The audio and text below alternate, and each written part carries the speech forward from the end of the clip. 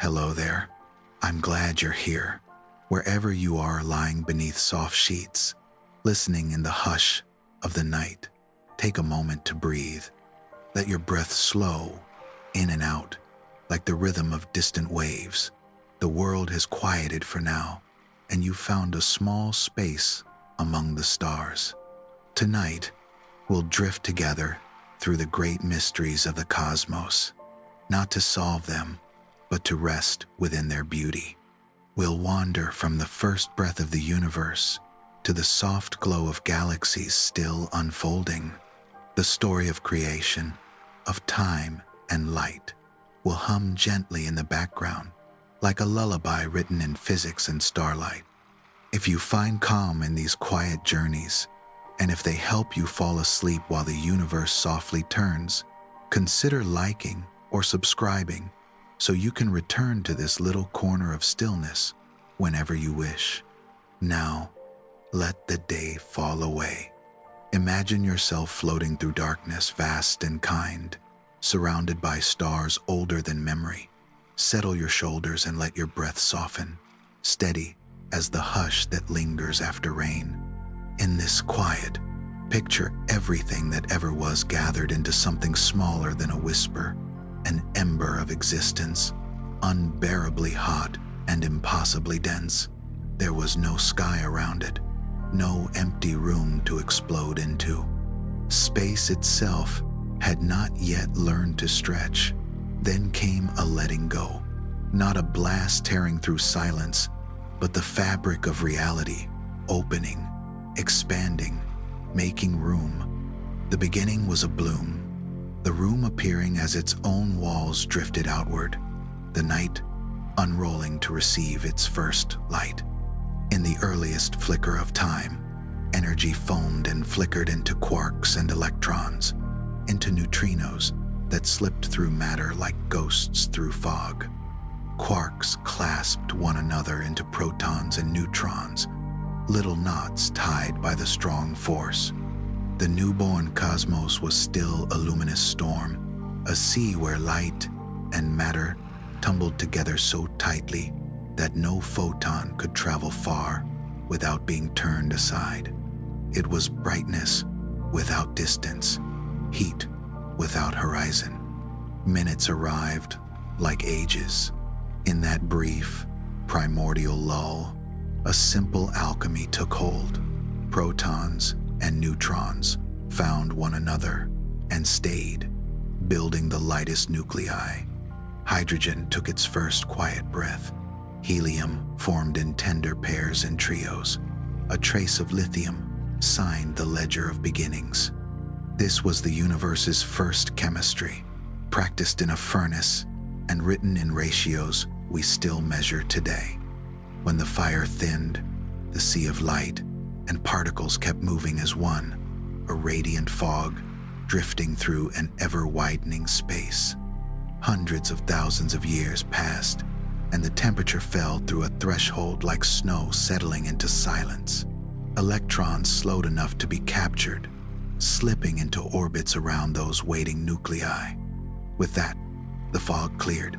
Light loosened from matter and began to travel freely, setting off across the deep and straight lines that curved only with gravity's gentle hand. The glow from that moment still moves through everything, stretched cool by the ages into a faint, universal murmur. The cosmic microwave background, an infant portrait of the universe soft with grain and memory. Within that glow lay tiny ripples, fingerprints of unevenness, no louder than a breath. Gravity leaned into those ripples with great patience. Where there was a little more, it gathered a little more. Where there was a little less, it let go.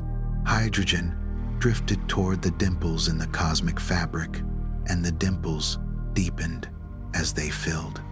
Threads of gas braided into filaments. Knots grew where threads crossed. In the deepest pockets, clouds condensed and darkened, and in their hidden centers, the first stars kindled. A star is gravity's lullaby turned into fire. Matter falls inward, pressure rises, The core warms until the boundaries between atoms give way and fusion begins.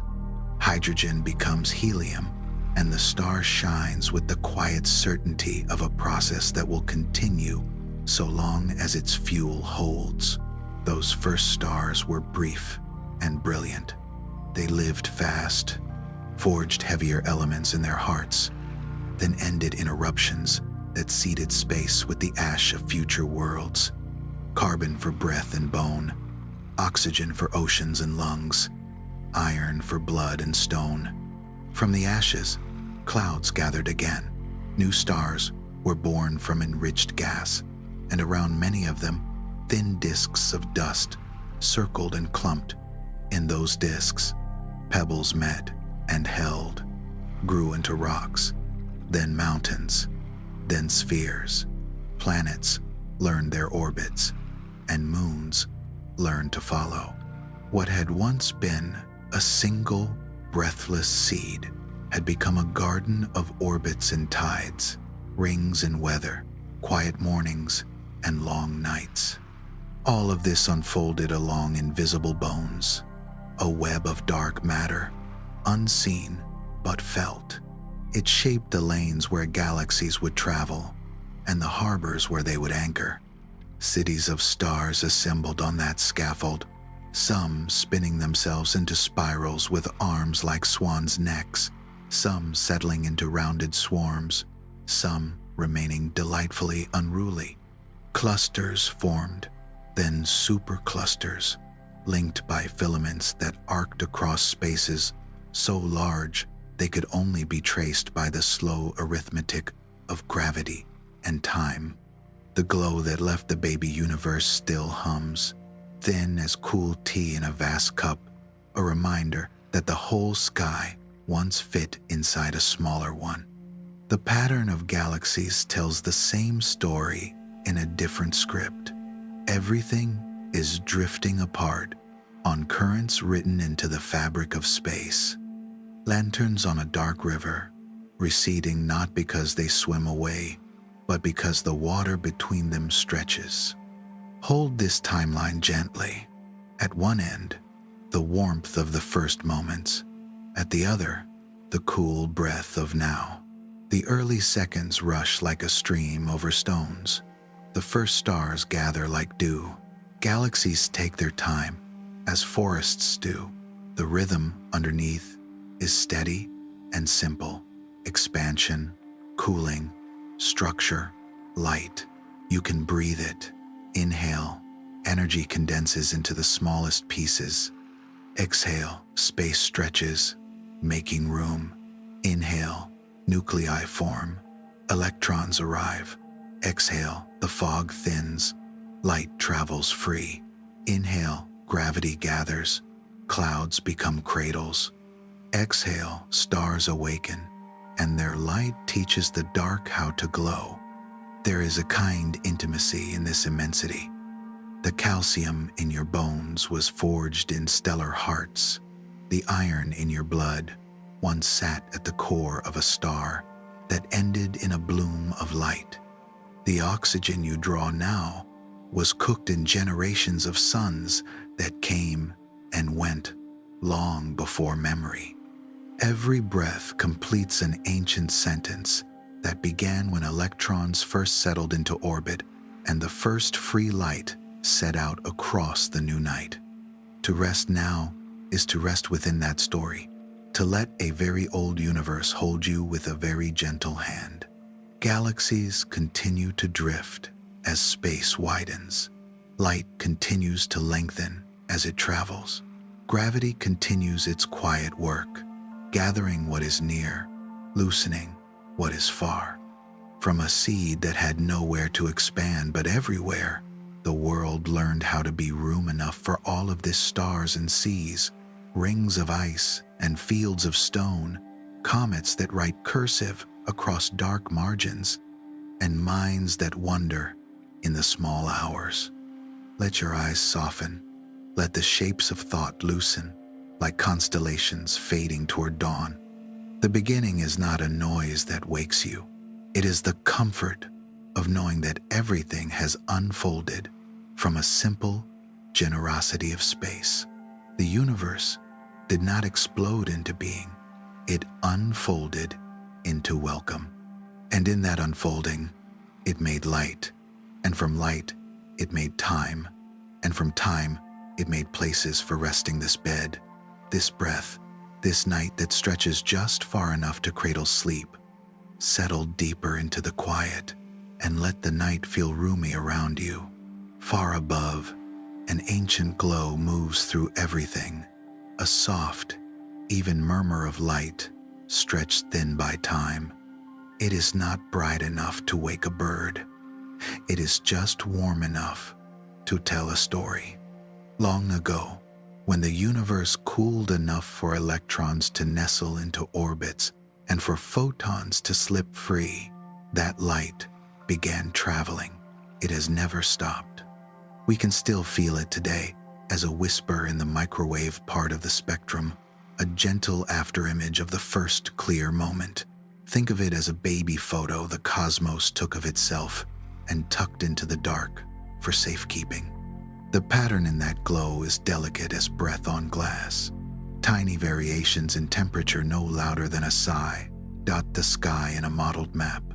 Those small differences were the seeds of everything, places where gravity could lean in, gather a little more, and begin the patient work of shaping stars and galaxies. When we listen closely to that background, we are listening to the memory of first light, the universe remembering itself with perfect humility. Once, two radio engineers in New Jersey pointed a horn-shaped antenna at the sky and heard a noise they couldn't explain. They tuned and cleaned, shooed away pigeons, adjusted everything that could be adjusted. The noise remained the same in every direction, as if the whole sky were humming one pure, faint note. It was not a mistake. It was the afterglow of the young universe, coming through as steady as a heartbeat. Later, satellites would lift their quiet eyes above our weather and measure that glow in finer detail. First, a coarse portrait, then a clearer one, and then one so precise we could see those breath-soft variations as if the universe were a sleeping child, and we could count each slow rise and fall of its chest. The story the light tells is simple and deep. Once it was hot, now it is cool. Once it was crowded, now it is spacious. Once it was fog, now it is stars. There is another way the sky speaks. Starlight carries lines in its spectrum, thin signatures of the elements within it. When a galaxy moves away, those lines drift toward red, stretched like a note lowered by lengthening the string. Across the heavens, the more distant a galaxy is, the redder its signature becomes. Space itself is stretching, and with it the light. This is not a crowd fleeing a city. It is the city growing wider between the lanterns. The pattern is steady and patient, distance and recession braided together. In that quiet relationship lies the proof that the fabric of space is expanding, and has been for as long as light has been crossing the dark. Even the simplest ingredients keep the record. In the first few minutes, when the universe was still a furnace but already cooling, a small chemistry played out. Protons and neutrons met and held, but only for a short time, and only in certain ratios. The result was a recipe written in the earliest heat: generous hydrogen, a tender abundance of helium, and a faint trace of lithium. When we look to the oldest gas, to ancient stars, to the thin material between galaxies, we find that recipe again and again. It is as if the first kitchen left a note on the table, and every meal since then has carried the same gentle flavor. These three voices' background glow, reddened starlight, and primordial ingredients sing together. The melody is unforced. One says, I was there when light first traveled free. Another says, I am stretched because space is widening. The third says, I was mixed while the universe was still young and hot. They do not argue, they harmonize. And from their harmony rises a picture as calm as a lake before dawn, a cosmos that began dense and bright, cooled and expanded, and grew structure from tiny ripples smoothed by time. The instruments we lift toward the sky join the lullaby rather than break it. A balloon drifting above the atmosphere, a dish turned to the horizon, a satellite that circles the earth and listens with patient receivers. Each has added a stitch to the cosmic quilt. Maps of the background glow have become clearer. Measurements of galactic redshift have reached deeper. Counts of hydrogen and helium have grown more precise. With every refinement, the same story grows softer and surer, like a well-practiced song that needs no flourish to be true. Let your breath match this ease. Inhale and imagine the faint, even warmth that fills all directions. Exhale and picture spectral lines sliding toward red, unhurried as dusk. Inhale and hold the simple arithmetic of early elements, the kindness of a recipe that leaves room for stars and oceans and oak trees. Exhale and feel how these threads weave together without tugging, how evidence can be gentle and still be strong. The night sky is not just a ceiling sprinkled with lights. It is a record kept in light itself. Every photon that reaches you has traveled with a message about where it came from and how the road has stretched beneath it. Every element in a star remembers the first furnace. Every galaxy's color remembers the widening of space. Every centimeter of the background remembers the moment fog became clarity and the universe learned to let light go. There is comfort in the way these signs agree. They do not demand belief. They invite a kind of listening that is close to rest. You do not need to hold the equations tonight. It is enough to know that the sky is honest, that its oldest glow, its reddened songs, and its simple atoms all tell the same story in different tones. It is enough to imagine that if you could cup the cosmos to your ear like a seashell, you would hear the hush of that first clear moment and the long, slow stretching that followed. Breathe and let the evidence drift by like lanterns on water. The glow keeps traveling. The galaxies keep sliding farther apart on the quiet current of space. The early recipe keeps showing up wherever we look carefully. Nothing hurries, and nothing is lost. The universe keeps its memories, and it shares them in light, the kind of story that asks for nothing from you but the simple act of listening as you drift toward sleep. Let the quiet deepen, like dusk settling over water. In that quiet, notice how even the most patient stories have places where the words grow thin. The cosmos speaks clearly in many tongues. Background, light, reddened starlight. The simple tally of early elements, but there are rooms where the sound softens, where our best equations lower their voices and wait. One of those rooms lies at the very beginning.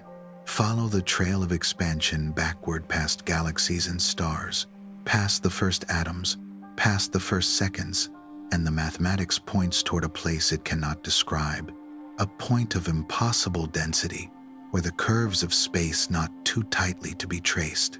We call it a singularity, though the name is only a marker, not an answer. It is the horizon of our understanding, as if the map fades while the landscape continues.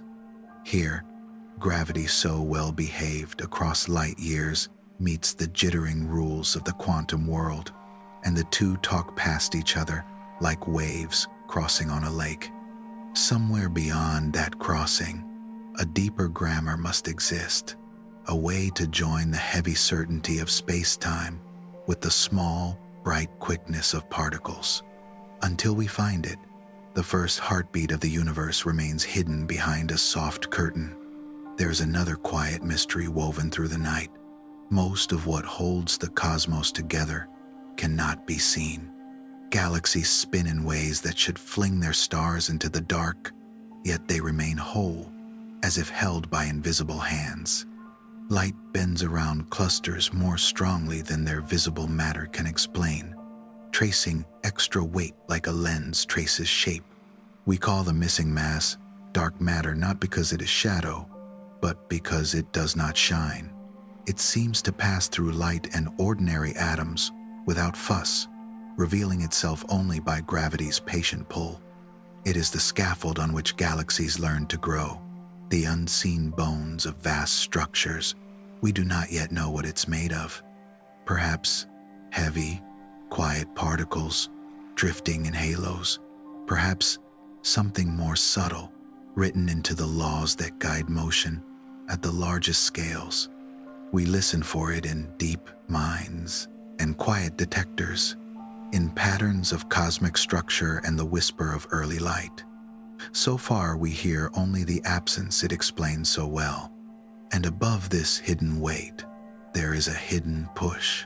The expansion of the universe is not only continuing, it is picking up speed, as if the fabric of space carried its own faint impatience. Distant supernovae arrive dimmer than expected, like lanterns farther down a river that is widening between strokes. We call the cause dark energy, a name that holds room for many possibilities. It might be the energy of empty space itself, a gentle pressure that does not thin as space grows. It might be a field that changes slowly across the ages. Whatever it is, it works evenly everywhere, encouraging distance to grow. The effect is not noisy. It is a soft acceleration, a quiet turning of the cosmic dial that, over billions of years, makes the wide wider.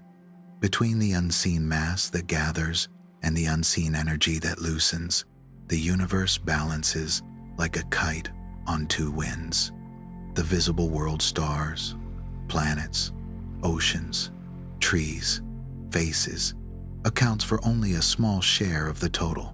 The rest is present without appearing, guiding without announcing itself.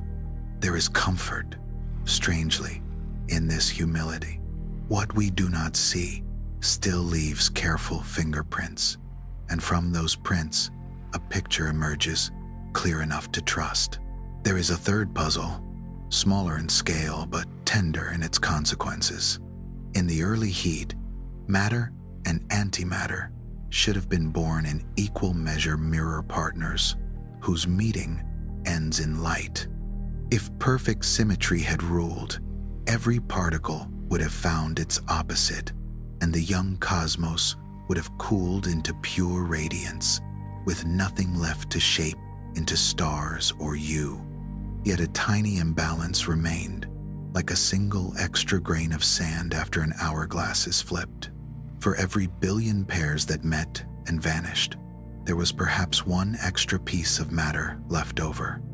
That slight excess became all the atoms that later gathered into galaxies and gardens, coral reefs, and teacups. Somewhere in the rules of the early universe, a quiet preference tilted the scales. We've glimpsed such tilts in particle experiments, shy violations of symmetry that say nature can tell left from right in certain dances, but the full story of how the imbalance survived remains a gentle riddle. We live in its answer. Even the background glow, so dependable, keeps a few secrets folded into its shimmer. Its tiny modeling tells us the early mix was almost, but not perfectly, simple. Those small deviations are enough to seed the large-scale web we see now, yet they also whisper that something more than plain expansion may have shaped the first instance. Some theories speak of a brief, swift stretching that smoothed the young universe. Others imagine quantum tremors, imprinting patterns we still trace. The light remembers, but not all of its memories are legible yet. When we think about these limits, it helps to hold them the way one holds a seashell, close enough to hear a sound that is mostly the ocean of your own breath. The unknowns are not walls, they are invitations. Where the map fades, curiosity walks on. We build instruments that listen more quietly and see more sharply. We dig deeper into stone to shield detectors from stray noise. We measure the colors of far galaxies to catch the pace of expansion in finer increments. We compare models to maps of the sky's faintest patterns, not to force agreement, but to learn where the differences point. There is no need to hurry. The cosmos is patient with our questions. The unseen mass continues to cradle galaxies. The gentle push continues to widen space. That ancient surplus of matter continues to be the stuff of hands and hearts. Our unknowing does not make the night less kind. It makes the act of listening more tender. Let your breath match that tenderness. Inhale and imagine the hidden scaffold that holds the Milky Way together, quiet and strong. Exhale and feel the soft acceleration, the way distance lengthens like a slow tide. Inhale and consider the small tilt that left matter to become mountains and marrow. Exhale and rest in the simple truth that not all beauty needs to be solved to be felt. What we do know is enough to cradle sleep. Light once sailed free from fog. Gravity traced filaments through emptiness. Stars forged the elements that became breath and bone. What we do not know keeps the story open, like a window propped for night air. There is room for wonder here, room for tomorrow's measurements, room for the gentle work of minds at ease. Close your eyes a little more. The mysteries will wait, keeping their soft vigil while the universe hums its steady hymn around you. Imagine the night not as a single page, but as a book with many quiet chapters you can't see at once. The stars above tell one version of the story we know well: a hot beginning, a long cooling, a patient gathering of matter into islands of light. Yet there are other tellings, soft variations that lean toward different melodies. They do not replace what we've learned. They hold it up to a different angle, like turning a crystal and watching new colors appear. There is a gentle, old idea that once pictured the cosmos as endlessly steady.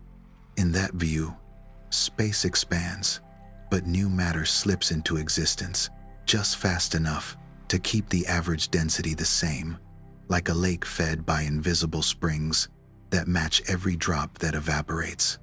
Galaxies drift apart, and yet the overall scene does not thin. No single opening moment is required. The universe simply is without beginning, without end. It's a thought with a certain calm to it, a comfort in the refusal of edges. But the sky keeps records. The faint, even warmth that fills all directions, the afterglow from the first clear light, does not fit a universe that was never young, nor does the pattern of how galaxies evolve with time. The steady picture fades, not with scorn, but with gratitude for the way it sharpened our questions before the background glow arrived to answer them. Another telling imagines time as a slow breathing. Space widens for ages, then eases back into itself, gathering what it cast outward. Distances shorten, heat returns, densities rise, until the whole fabric tightens and a new bloom begins. Expansion, cooling, stars, and the long, patient forming of structure. then again, and again. Not a single origin, but a rhythm.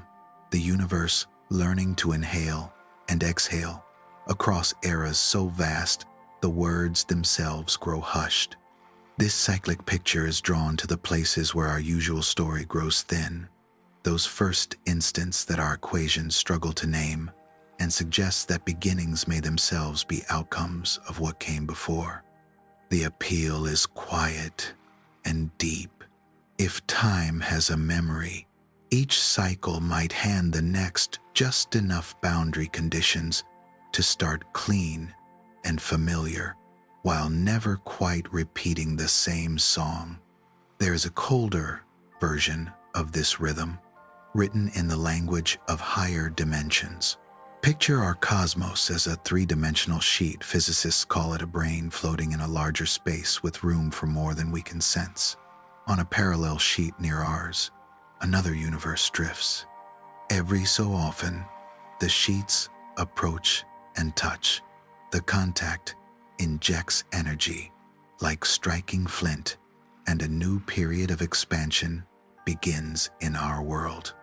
Not a singular point of impossible density, but a collision between broad surfaces that leaves the cosmos hot where it needs to be and smooth where it must be smooth. In the long lull between encounters, space grows wide and cool. Matter gathers, stars burn and rest. The warmth of our beginning in this picture comes not from an infinite squeeze, but from the spark of two silent worlds brushing past. Turn the crystal once more, and a wider scene appears, one that does not insist on a single room at all. In this view, the fabric of reality is large enough to host many separate spaces, each with its own ground rules, its own strengths for the forces, its own patterns for particles, its own temperaments for how quickly space grows. Some arise as pockets where a great expansion slows and settles, while neighboring regions continue to swell beyond any hope of contact.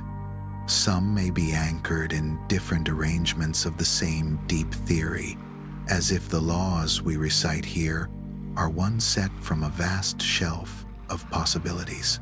This multiverse picture does not demand that we visit our neighbors or even that we can.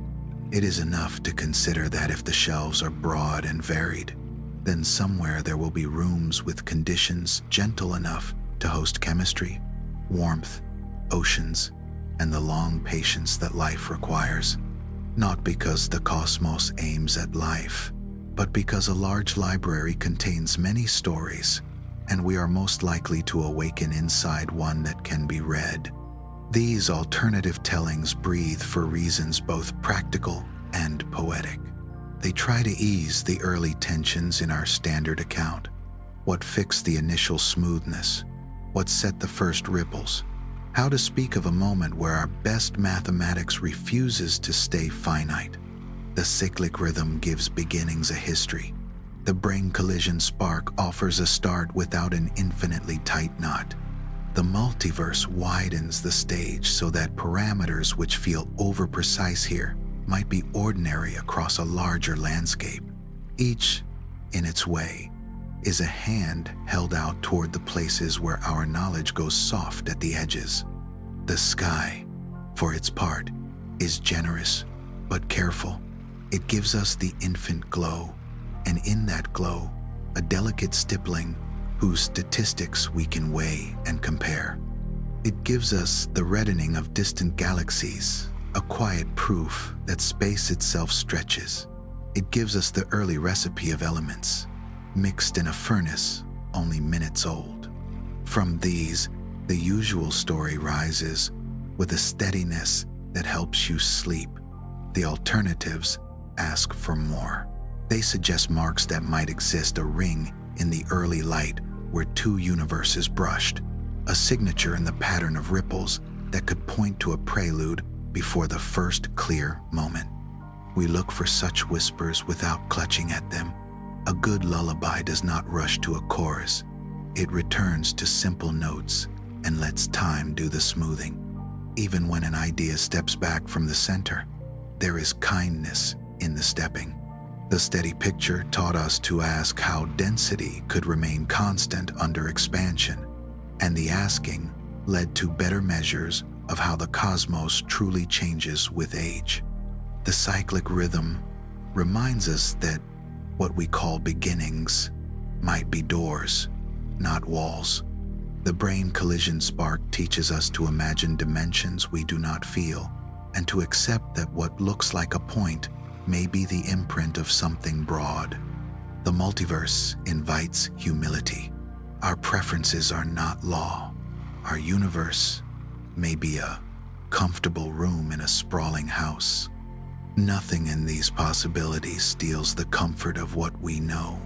Light still left the fog and wandered out. Gravity still traced filaments through a dark scaffold. Stars still forged the elements, folded into breath and bone. Planets still taught dust how to be a home. The alternatives help the edges feel less sharp. They say that the unknown can be many-shaped and still be gentle. Let your breath take their measure without strain. Inhale and hold the calm of a universe that could have no single opening scene. Exhale and feel a slow breath of time that widens and gathers, widens and gathers. Inhale and picture two quiet worlds brushing, lighting a spark that warms everything to come. Exhale and imagine shelves of possible worlds, most unread, a few turned open to oceans and forests, and the soft weight of sleeping animals. If the night is a choir, these are harmonies beneath the lead. They deepen the tone without demanding the melody change. Whether time loops in long arcs or streams forward, whether beginnings are collisions or openings, whether our room has neighbors on the other side of a wall we cannot cross, the starlight is still steady. The background glow is still patient. The web of galaxies still spans a distance. The heart can only approach by closing its eyes and breathing evenly. And somewhere in all these quiet versions, something simple abides. The way space makes room, the way gravity gathers, the way light remembers. You don't need to choose a single telling tonight. Let them drift like constellations, familiar, suggestive, content to be seen without being solved. The mind can rest inside the possibility that reality is wider than one story, while the body slips deeper into its own simple physics, muscles untying, lungs moving like small tides, pulse finding a slow, even sea. Let the timeline unfurl like a ribbon in low light. At one end, warmth. At the other, the cool hush of now. Between them, a record written in light, distance, and the quiet chemistry of stars. When we ask how old this ribbon is, the sky answers without hurry, offering several gentle measures that agree like clocks on the same wall. There is a glow that moves through everything, faint and even, the after-warmth of the first clear moment. Within that glow lives a delicate pattern, tiny rises and falls, like ripples left by a pebble tossed into a pond long ago. Those ripples are not random. Their sizes and spacings carry information about the infant universe, how tightly matter and light were coupled, how sound waves rang through that hot early sea, how geometry itself was shaped. By weighing those ripples with careful instruments, we can read the age the way one reads tree rings, counting not in integers, but in harmonies. The pattern points to a span of time that feels both precise and dreamy, about 13.8 billion years from the first free light to this breath. It is not a guess. It is a melody measured in microwaves, the cosmos's baby picture revealing the tempo of its growth. Distance has its own clock. Starlight carries signatures, thin lines folded into the spectrum that shift toward red as space stretches. Some stars in far-off galaxies end their lives with a steadiness that turns them into friendly beacons. Some exploding suns brighten and fade in a way we can recognize across unimaginable miles. By comparing how bright such a beacon appears to how bright we know it should be, we learn its distance. By measuring how red its light has become, we learn how much the space between us has stretched. Put many beacons together, near and far, and a curve emerges. Distance against recession, a quiet graph of expansion. Trace that curve backward, and it tells time. The number that captures this widening the rate at which distant lanterns drift apart is like a heartbeat for the cosmos. Listening to different hearts can give slightly different tempos, and sometimes their small disagreements make the conversation livelier. Yet the song remains the same, a universe that has been opening for billions upon billions of years, long enough for dust to become oceans in breath. Stars keep their own diaries. In globular clusters, ancient spherical gatherings of hundreds of thousands of stars, their ages are written into color and brightness. The faintest red embers, the turn-off points where stars begin to leave the main track of their lives, the composition of their light, all of this can be read with patience. Models of how stars evolve serve as quiet translators. When we listen closely, these clusters tell us they are almost as old as the universe itself, setting a lower bound that is generous and firm. Whatever the exact age of the whole, it must be at least as old as its oldest gatherings. Their testimony supports the larger story, like elders whose memories align with the records kept in light. These measures, microwave ripples, reddened beacons, aging clusters are not in competition. They are hands laid gently on the same pulse. The ripples reveal the early conditions and the geometry of the stage. The beacons sketch the pace of expansion across deep time. The clusters whisper of longevity written into the simplest physics of burning and cooling. When their answers converge, a confidence settles, not brash but settled, the way a boat steadies when several lines moor it to the same quiet dock. Sometimes those lines tug in slightly different directions. One method may hint at an expansion rate a little faster, another a little slower. In those delicate tensions lives the work of refinement, better measurements, subtler models, new ways of listening that filter noise from signal, like sea from shell. None of this breaks the calm. Small differences are invitations, not alarms. They offer chances to learn whether our rulers need a gentler calibration, our candles a finer wick, our equations a new term humming softly at the edge. Through it all, the age stays near the same lantern light.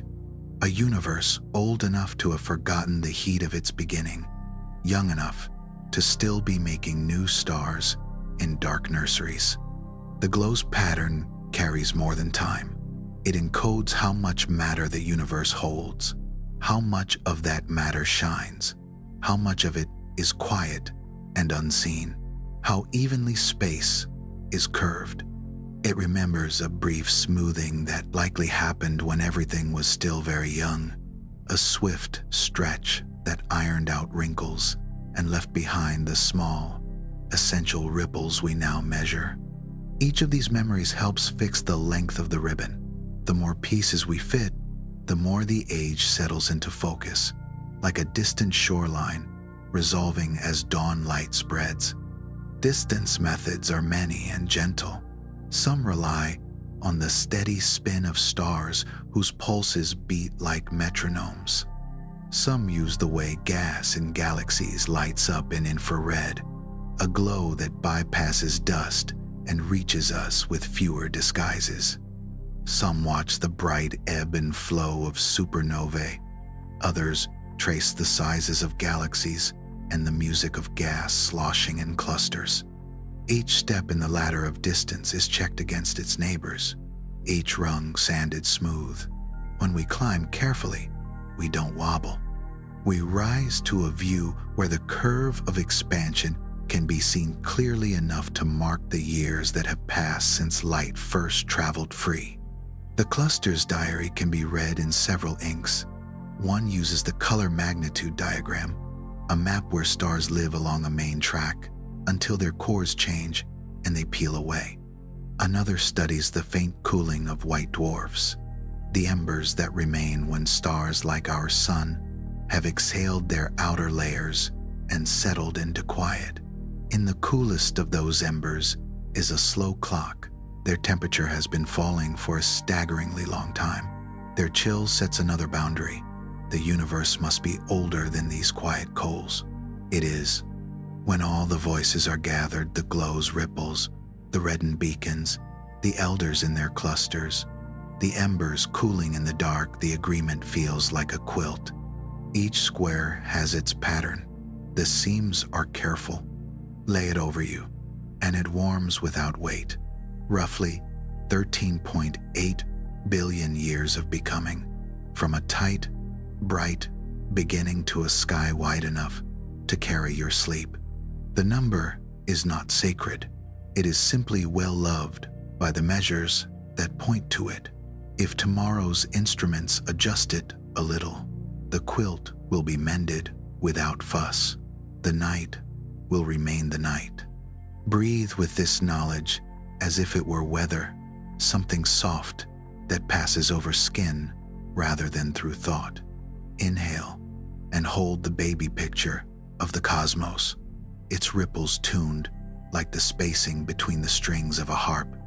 Exhale and watch distant lanterns slide outward, their colors lengthening, their steady patterns telling distance and time.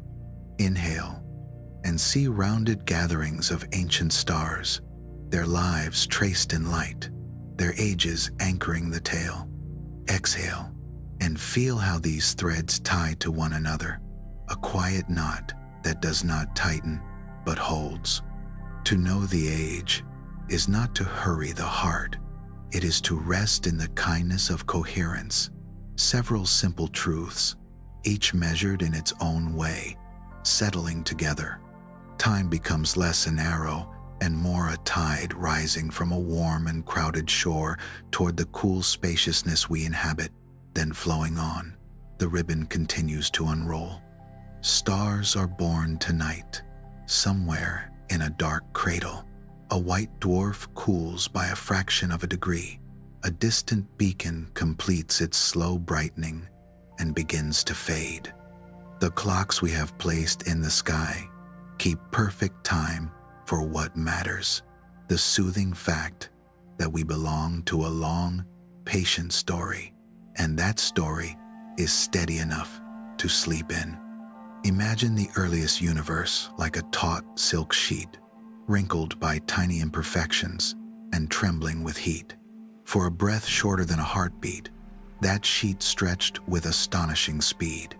This swift opening is called inflation, a moment when a hidden field, the inflaton, lent space its energy and urged it to expand exponentially. In that surge, irregularities were ironed flat, light and matter were set on even footing, and the stage was prepared for the slower, steadier widening that followed. What we see today, its calm background glow, its graceful web of galaxies, carries the quiet fingerprints of that smoothing. Questions bloom where clarity begins. What lit the spark? Some stories sketch a larger backdrop where energy in higher dimensions nudges our space into rapid growth, as if a breeze from an unseen room slipped under the silk and lifted it. In such landscapes, different patches can swell at different times, suggesting that our familiar sky may be one pocket among many. Another telling imagines a colder prelude. Picture broad, higher dimensional surfaces, brains drifting in a spacious dark. When they approach and touch, energy floods the contact like flint to steel, and a hot dawn begins. This ekpyrotic scene invites a rhythm, long ages of quiet expansion, a brush of brains, a warm renewal, not a single origin, but a cycle, slow as tides. There is also a gentler idea that asks us to soften our grip on before. In quantum cosmology, time near the beginning may not behave like the time in our days and nights. The no-boundary proposal paints a universe finite yet without edges, like the surface of a sphere with no starting corner, no sharp first second to point at, only a smooth turning from an elsewhere we cannot walk to. Space and time, braided differently in that dawn, unroll into the familiar as temperatures fall and light escapes its fog. All of these scenes agree on the hush that inflation leaves behind, a universe that begins remarkably smooth, with tiny ripples just enough to grow into stars and clusters. Beyond that harmony, they remain possibilities, lovely, daring, not yet proven. The night is patient with unknowing. It lets the mind rest with images, a sheet pulled even, a hidden breeze, two silent surfaces striking a spark, a world with no sharp edge to its first light. Picture the early cosmos like an endless meadow of tall grass, each blade a region of space stirred by a hidden breeze. Inflation began as a swift wind, but it didn't fall silent everywhere at once. In some patches, the breeze weakened and growth slowed. In others, it gusted on. This unevenness, born of quantum murmurs in the inflating field, lets space keep blooming in scattered places, even as pockets settle and cool. Where the rush subsides, a bubble of cosmos forms and unfolds into stars and stories. Where the rush remains, the meadow lengthens beyond sight.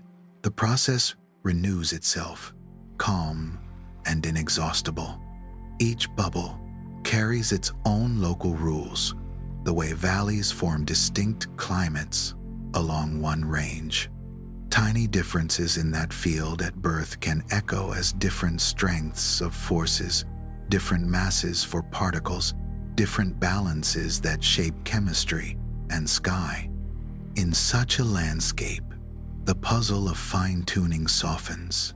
If the meadow is vast and varied, it is not surprising that some clearings have the gentle weather needed for oceans, for seasons, for patient life. Distance keeps these clearings apart more firmly than fences. The space between bubbles swells faster than any signal can cross, so they drift out of reach almost as soon as they appear. What happens in one does not spill into another. Each cradles its own time, its own light. This isolation makes the idea hard to test. We look instead for the faintest hints, a subtle pattern in ancient glow, a statistical tilt that whispers of a wider stage. Nothing loud, nothing decisive, just quiet clues that point toward rooms beyond our own. The image that remains is simple and generous. Expansion that never fully ends. Worlds that bud like dew on a vast web of grass. The field still humming where we cannot see. Our sky would then be one bright bubble among uncounted others, complete in itself and yet part of a grander weather. The thought asks for no urgency. It is enough to feel how the notion widens the night without disturbing its peace, how it lets the mind drift over the idea of many possible skies, while this one, steady and familiar, holds your breath with the same soft gravity as always. Imagine a landscape of gentle hills rolling away into haze. This is not earth and grass, but possibility itself, the potential energy of a hidden field. In some valleys, the field rests. On some slopes, it lingers. On a few high ridges, it stands tall, brimming with energy. Where it stands high enough, space swells swiftly. Where it settles lower, the rush slows, and coolness has time to gather. This is the spirit of chaotic inflation. No special starting gun, no single perfect setup, just a broad terrain where inflation can begin wherever the field happens to be high.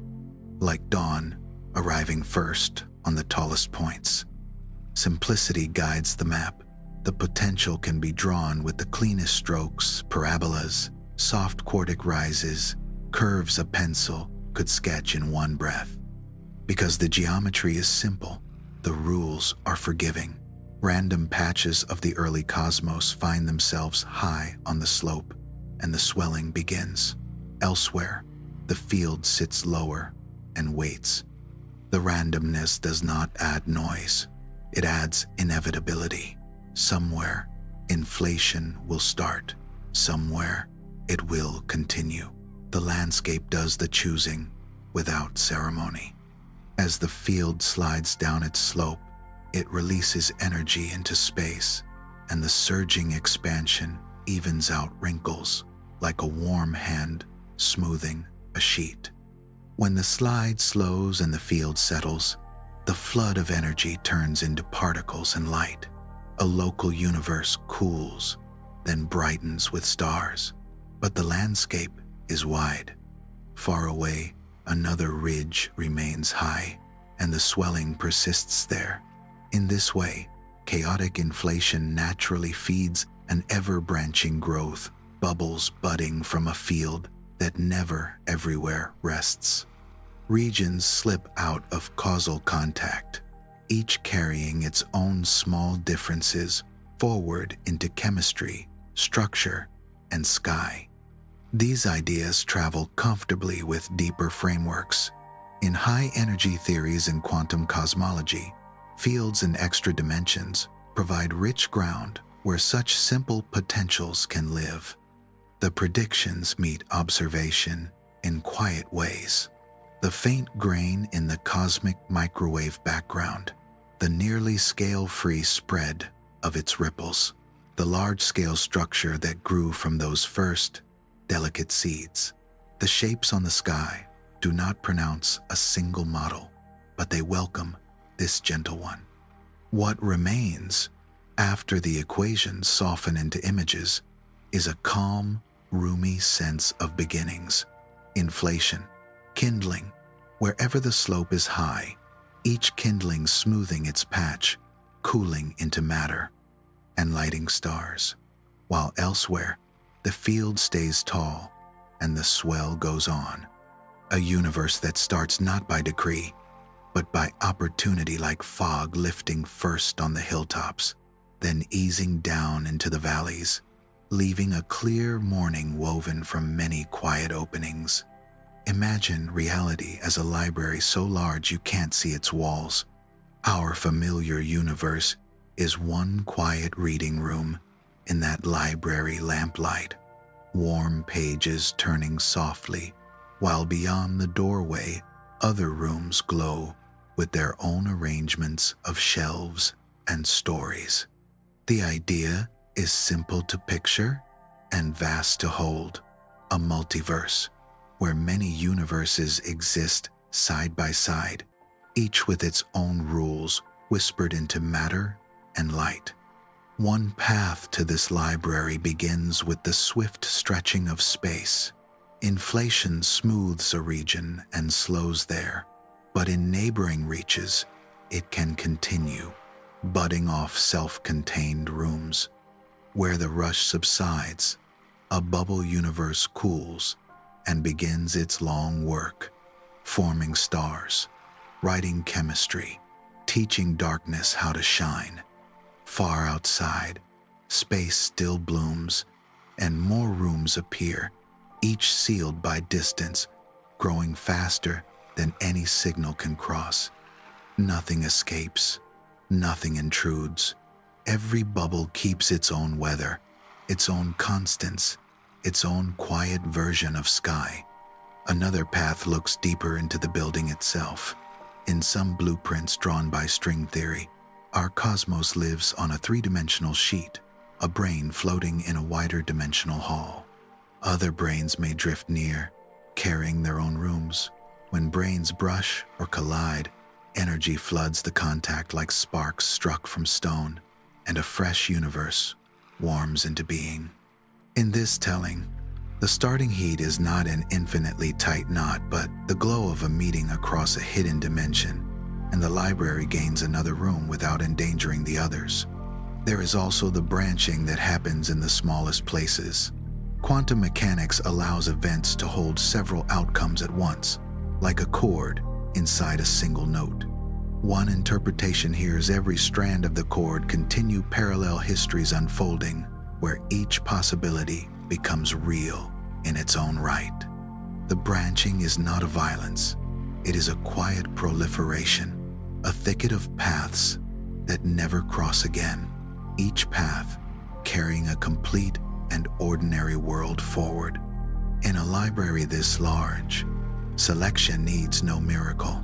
If many rooms are written with different parameters, strengths of forces, masses of particles, the hush or haste of cosmic expansion, then it is not surprising that some fall within the narrow comfort where stars live long, chemistry lingers, and time learns patience enough for life.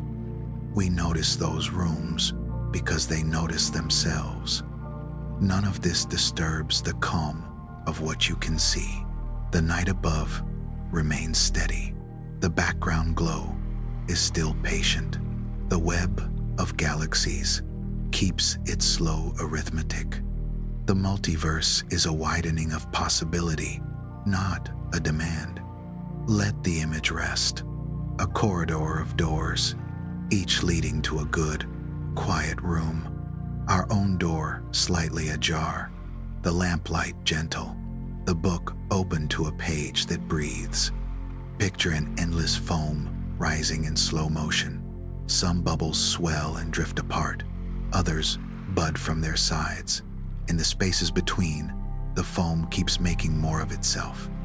Eternal inflation paints a scene like this space that never quite stops blooming, renewing growth in scattered pockets while finished regions cool and settle into their own skies. Where the inflating energy eases, a universe condenses. Where it persists, the swelling continues. And from that open sea, new buds keep forming. Quantum fluctuations are the quiet artisans at work here. The inflating field, the hidden weather that drives expansion, never lies perfectly still. Tiny jitters lift one patch a little higher, nudge another a little lower. A raised patch keeps inflating. A lowered one falls out of the rush, pinches off, and becomes a cooling bubble where light can travel, matter can gather, and stars can learn their songs. Meanwhile, the rest of the field goes on humming. The result is a pattern that repeats at many scales. Buds from buds, rooms from rooms, a hierarchy that feels both intricate and inevitable. Self-similarity becomes the signature. Look near, a pocket forms as inflation ends. Look far, within the still inflating expanse, more pockets appear with the same gentle logic.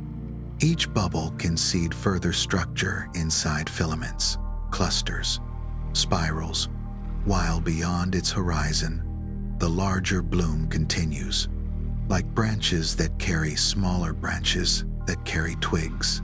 The pattern recurs without needing to be forced. It is growth written as a refrain. Geometry itself stretches into new textures. Regions that inflate longer become vast, open reaches, Others that finish early settle into smaller domains.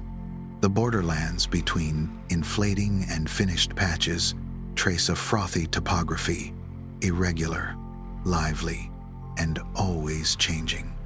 Inside each finished bubble, physics crystallizes into local rules, the strengths of forces, the masses of particles, the drifts of expansion. Those choices may differ from bubble to bubble, adding variety to the larger weave. What emerges is not a single canvas, but a living lattice, continuous, exponential growth, punctuated by countless births. Each new universe is complete on its own terms, yet the whole remains unfinished, still growing at the edges where inflation hums. There is a calm in that picture. No need for a final frame, only a patience that allows structure to echo across scales. Let the image rest like a tree seen at dusk, trunk, branches, finer branching fading into twilight. The more you look, the more detail appears, and the more the whole feels simple again, a repeating kindness in how the cosmos makes room, then rooms within rooms, each a quiet place where light can learn to wander. There is a faint grain to the oldest light, a delicate modeling that looks like frost on glass. That grain is the cosmos, remembering its early music. Satellites, listening above the weather, first coarse ears, then finer ones, have mapped those soft variations in the microwave afterglow. The pattern is just what a brief, swift stretching would leave behind. Ripples spread nearly the same at every scale, gentle enough to grow into galaxies without breaking the calm. It is not a shout, it is a hum that fits. Beneath that hum, theory offers a steady hand. In quantum fields, even emptiness flickers. The vacuum is not blank. It breathes in tiny jitters of energy that cannot hold still. If a field with the right shape is driving expansion, those jitters are enough to keep some patches high on the slope a little longer while others ease down and cool. The result is natural. Where the field lingers, inflation renews. Where it relaxes, a pocket of sky settles and begins its slower history. No orchestration is needed, only the restlessness of the quantum world and a landscape that never quite runs out of high ground. Some potentials, simple curves sketched with clean strokes, hardly ever lie truly flat. They let the field roll, but not everywhere at once. That is why the idea that inflation persists in scattered places is so hard to shake. It follows from shapes that are easy to write, and from behavior we already know the quantum vacuum allows. The names attached to these shapes, minds that first drew them, argued them, tested their grace, are less important than the feel of the mathematics itself, poised enough to smooth, lively enough to continue. None of this proves that space keeps blooming forever. What we carry are threads that tie without tangling, ancient light with the right kind of grain, a vacuum that will not stop whispering, fields whose slopes make renewal likely rather than rare. Taken together, they draw a picture larger than a single bright beginning, as if the canvas extends past the edge of the frame we can see. There is comfort in how quiet the case is. No fireworks, just agreement between the sky's memory and the habits of fields we already trust. Let the thoughts settle like dusk, a universe that once stretched swiftly, left the proper traces, and by the same gentle rules may still be stretching somewhere beyond our horizon, while here the night remains calm and close around your breath.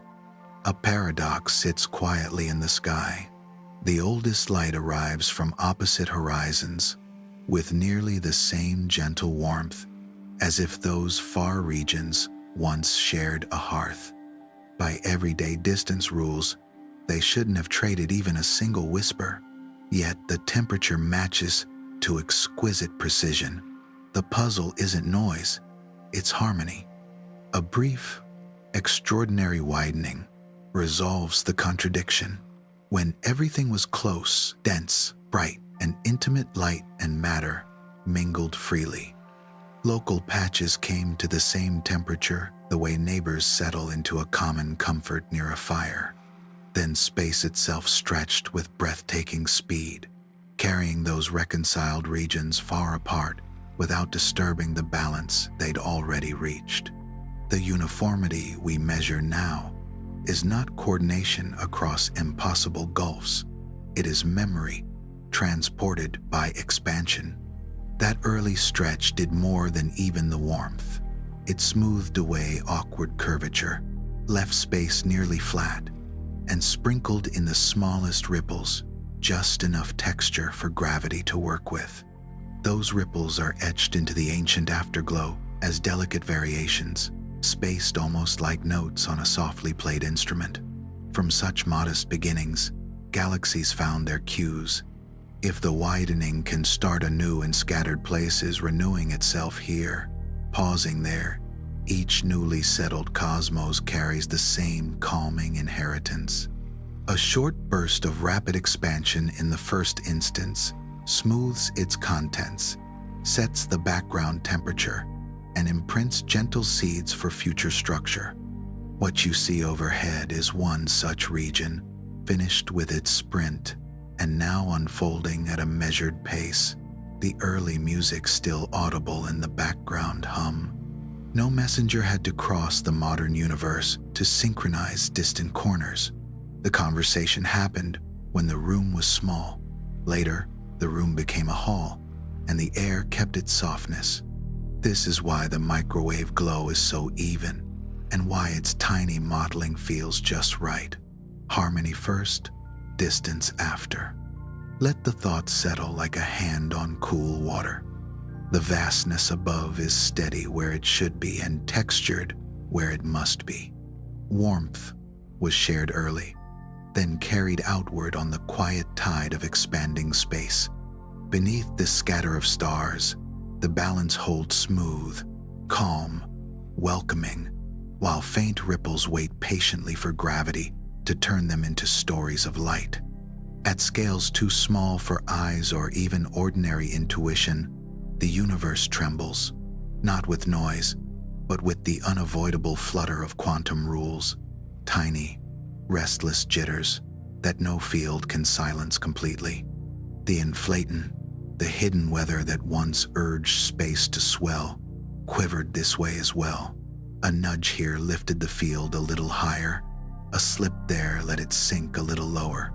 From such minute hesitations, vast differences unfolded. Where the field rose, expansion lingered. Space continued its swift widening, keeping that patch hot and smooth a while longer. Where the field dipped, the rush eased. Energy poured into particles and light. A pocket cooled enough for photons to travel and for gravity to begin its quiet gathering. These departures from perfect uniformity were as soft as breath, yet they wrote the first commas into an otherwise level page. Later, under gravity's patient hand, those commas would thicken into sentences, clouds, stars, clusters, the long filaments that stitch the night. The old afterglow carries the imprint. In its faint grain, you can read how those early fluctuations were spaced, a nearly scale-free murmur, balanced between sameness and variety. That balance is kind. Too smooth, and there would be nothing to form. Too rough, and the early universe would have torn itself out of tune. The quantum world chose a middle path without choosing at all. It simply did what it must do. An expansion made the whispers legible across the sky. This restlessness does more than seed structure. It keeps renewal possible. In far regions, where the field's value wanders upward again, inflation can persist, letting new bubbles bud while finished pockets like ours settle into slower ages. Each bubble begins with a unique pattern of tiny ups and downs, a private script for its later growth. Small differences in those opening lines can echo as slightly altered strengths for forces or masses for particles. Chemistry shifts shade. Stars may learn their songs in different keys. The variety is not a theory's flourish. It is the quantum grain of reality allowed to blossom on cosmic scales. Let the thought be simple. Nothing is perfectly still, not even emptiness. From that unavoidable tremble, the cosmos found texture. From texture, gravity found footholds. From those footholds came the lights that guide your eyes tonight. Inhale and hold the notion of a field that can never stop whispering. Exhale and picture how those whispers became threads, then constellations of story, until the sky itself felt woven enough to rest beneath. Picture a wide, rolling landscape that no foot has ever crossed, hills and hollows made not of soil, but of energy. The inflating field lies across it like fog, never perfectly level, always with a hint of rise and fall. Where the field rests high on a slope, expansion races on. Where it sinks into a lower hollow, the sprint eases. In those calmer basins, something delicate happens. The rushing fabric relaxes, heat turns into particles in light, and a pocket of space peels free to live its own slower life. A universe has budded. The separation is gentle, like a soap bubble sliding from the ring that formed it.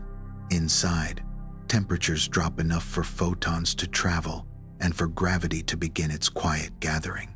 Outside, the larger field still hums at higher energy, and the swelling continues, carrying the newborn bubble away on currents no signal can outrun.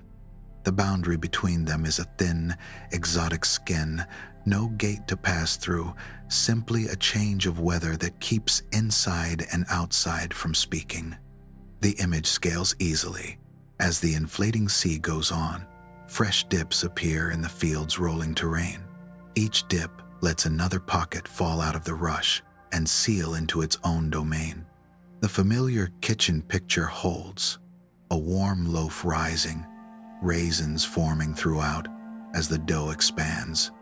Here, the raisins are entire skies, each with time, matter, and future stories.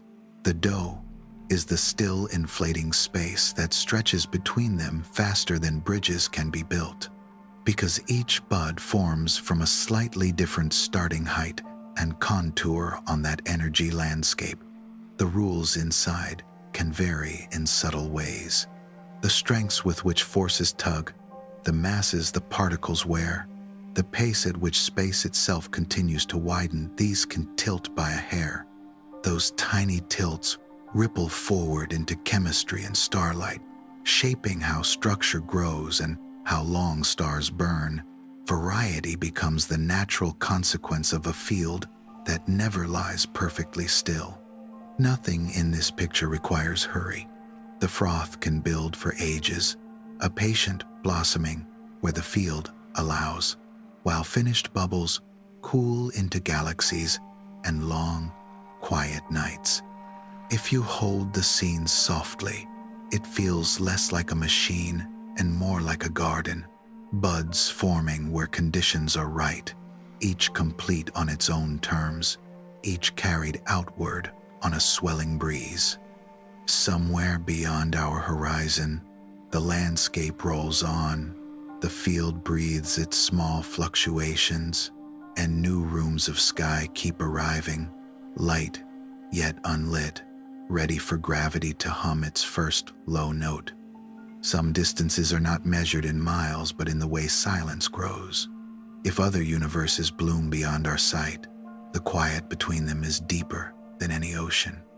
The space that separates bubble worlds swells faster than messages can travel, so each realm drifts into its own privacy. No signal crosses, no spacecraft arrives. Every bubble keeps the time of its own stars and never hears the clocks of its neighbors. Edges do exist, though they are nothing like shorelines. Between inflating space and a settled universe, physics can stack into strange boundary layers, domain walls with energy of their own, places where the rules change their handwriting. Such borders are not doors to walk through. They are more like differences in fabric that resist stitching. Even if a traveler were possible, the seam would not welcome a crossing, and beyond it, space-time might be written in a grammar our bodies could not survive.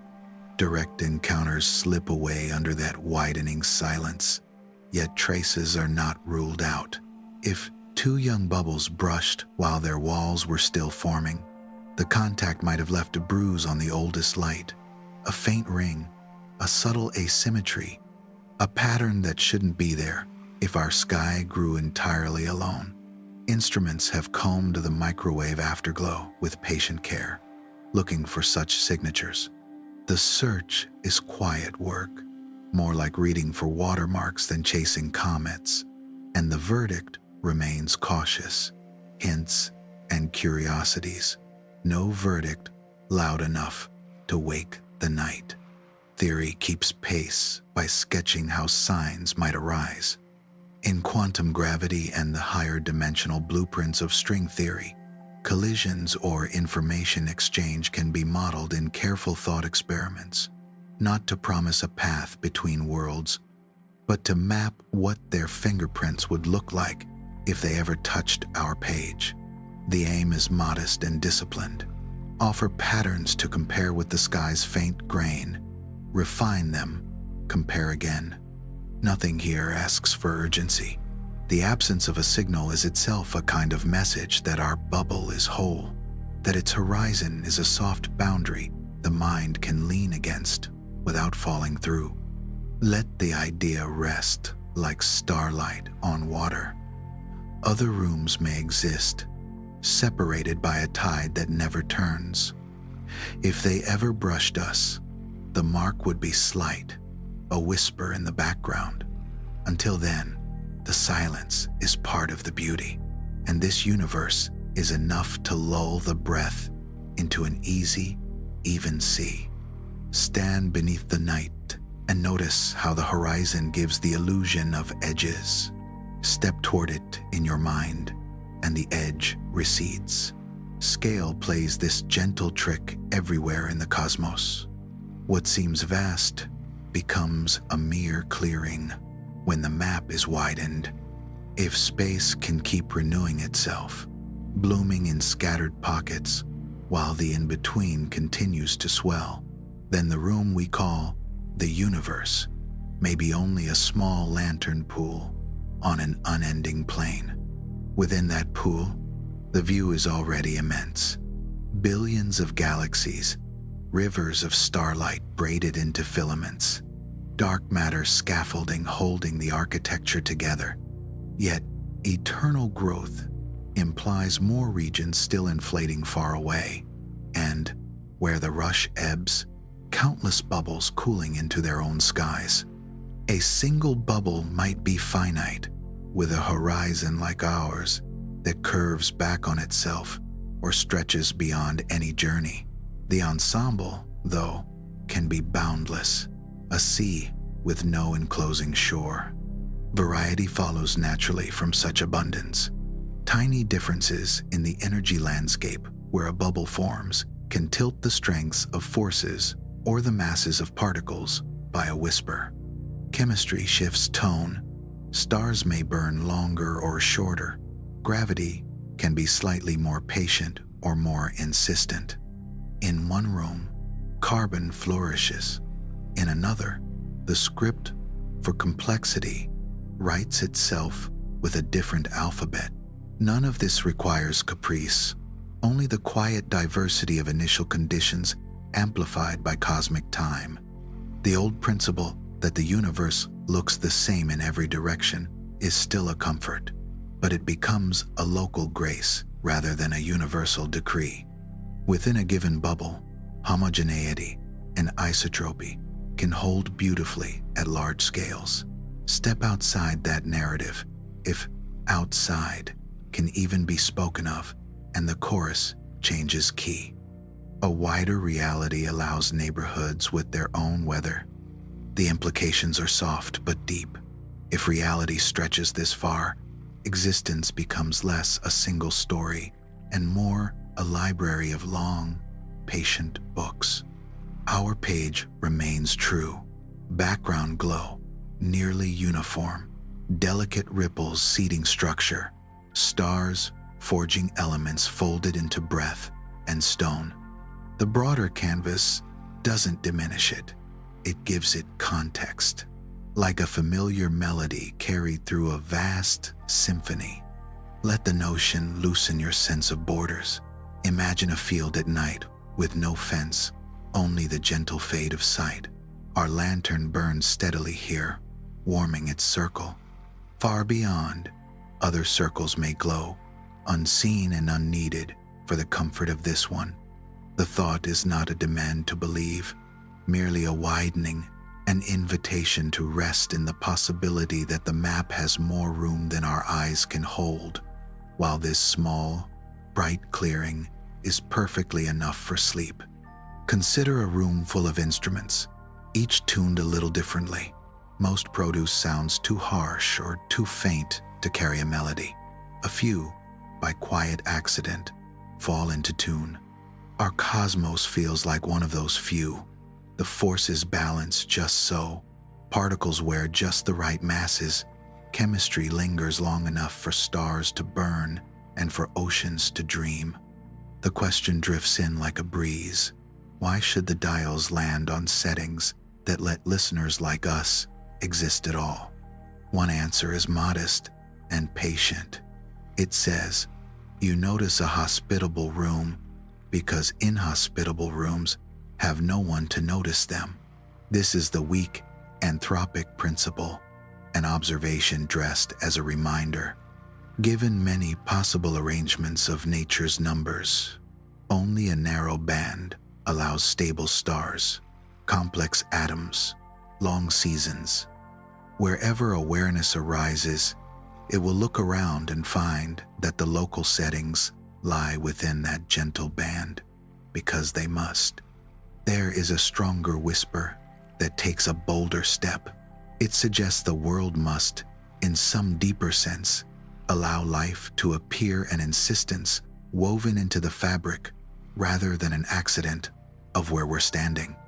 In some readings, the universe seems compelled toward conditions that eventually open the door to observers. This stronger claim is alluring, like hearing purpose in the wind. It also walks closer to metaphysics, where meanings broaden and tests grow softer. A wide landscape softens the mystery without forcing purpose. If reality holds many rooms, bubbles budding from eternal inflation, branches of quantum outcomes spreading like thickets, brains drifting and sparking, then a vast range of dials gets tried. Most rooms stay silent. Some hum. We happen to wake in one that hums. Selection comes not from design, but from plenty. A library so large that a readable page is unsurprising. Not everyone is satisfied. Some hear tautology. Of course, we observe conditions compatible with us. Otherwise, we wouldn't be here to say so. Others ask for sharper edges, predictions that risk being wrong. These are fair requests, and the night makes room for them. Still, the anthropic thread does a quiet service. It frames fine-tuning without strain, letting curiosity rest where certainty is not yet possible. Hold the image lightly. Countless instruments in a dim hall, most never forming a song, a few settling into chords that carry. We woke in one of the chords, whether that came from necessity, abundance, or something we haven't yet learned to name. The music is here. Stars, steady, elements patient, time long enough for breathing to slow. Let the thought ease rather than sharpen. The cosmos is tuned enough for sleep, and that is already a gentle wonder. Consider a quiet workshop where the universe keeps its tools, small dials set with exquisite care. Each dial is a constant, and together they hold the fabric steady, from the hush of atoms to the sweep of galaxies. Nudge any one of them, even slightly, and the room changes character. The air loses its balance. The music falters. Life depends on this poise, as surely as breath depends on rhythm. Gravity's dial is the most patient. Set a touch higher, and stars would burn like paper lanterns, brief, hot, and done before chemistry could find its footing. Turned lower, clouds of gas would drift and thin without ever kindling. Galaxies would struggle to gather. Darkness would remain unlit. The cosmos needs gravity gentle enough to allow long seasons and strong enough to coax matter into suns. Another dial tunes the conversations of light and charge, the fine structure constant. It decides how tightly electrons sit with their nuclei, how atoms lean toward one another, how molecules hold hands. A small shift scrambles the energy levels inside atoms. Bonds fray or refuse to form. The stable scaffolding of carbon chemistry loosens. Without that reliable architecture, the intricate work of cells and oceans and memory would never begin. Deeper in the nucleus, a stronger hand holds protons and neutrons together. The strong force must neither grip too hard nor let go. A few percent more, and stellar fusion would sweep hydrogen away too efficiently, leaving little room for the garden of heavier elements to grow. A few percent less, and nuclei could fail to form, the periodic table collapsing before it starts. Between those extremes lies the slow alchemy that populates starlight with possibilities. These settings do not explain themselves, but they explain us. The delicate alignment is often framed with a simple, sober thought. Observers arise only where conditions allow observers. In a reality that may be broader than our single sky, most combinations of dials play only static. A few land on a key that carries. We wake in one of those rooms, notice the balance, and call it fine-tuning. Let the image rest a moment.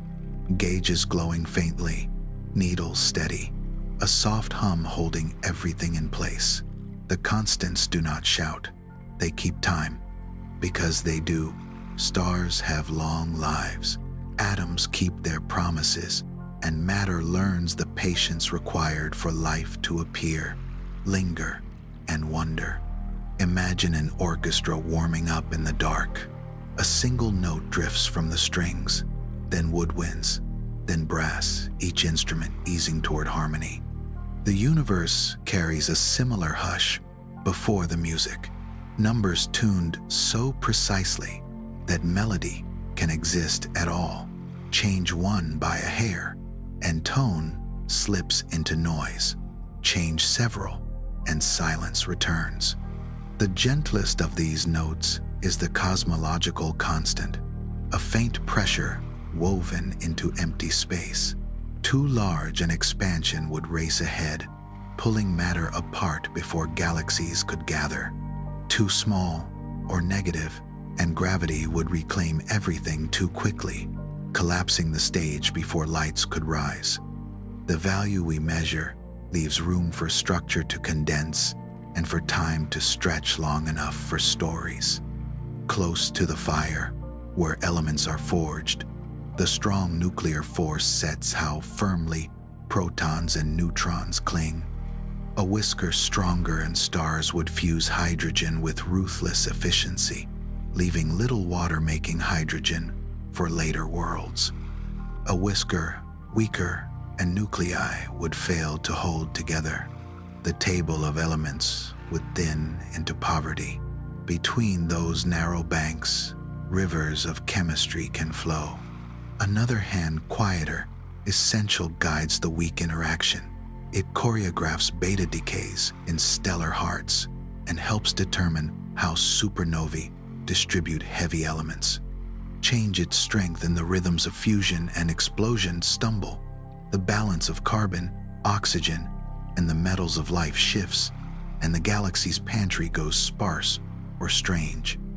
Even the timing of stellar lifetimes would tilt, cutting short the long seasons complexity requires.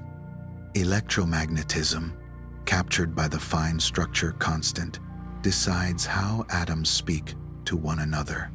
Nudge it, and the spacing of atomic energy levels moves. Familiar bonds falter. Carbon's versatile latticework becomes brittle or fails to form at all. Molecules that carry memory and metabolism would have nowhere to stand.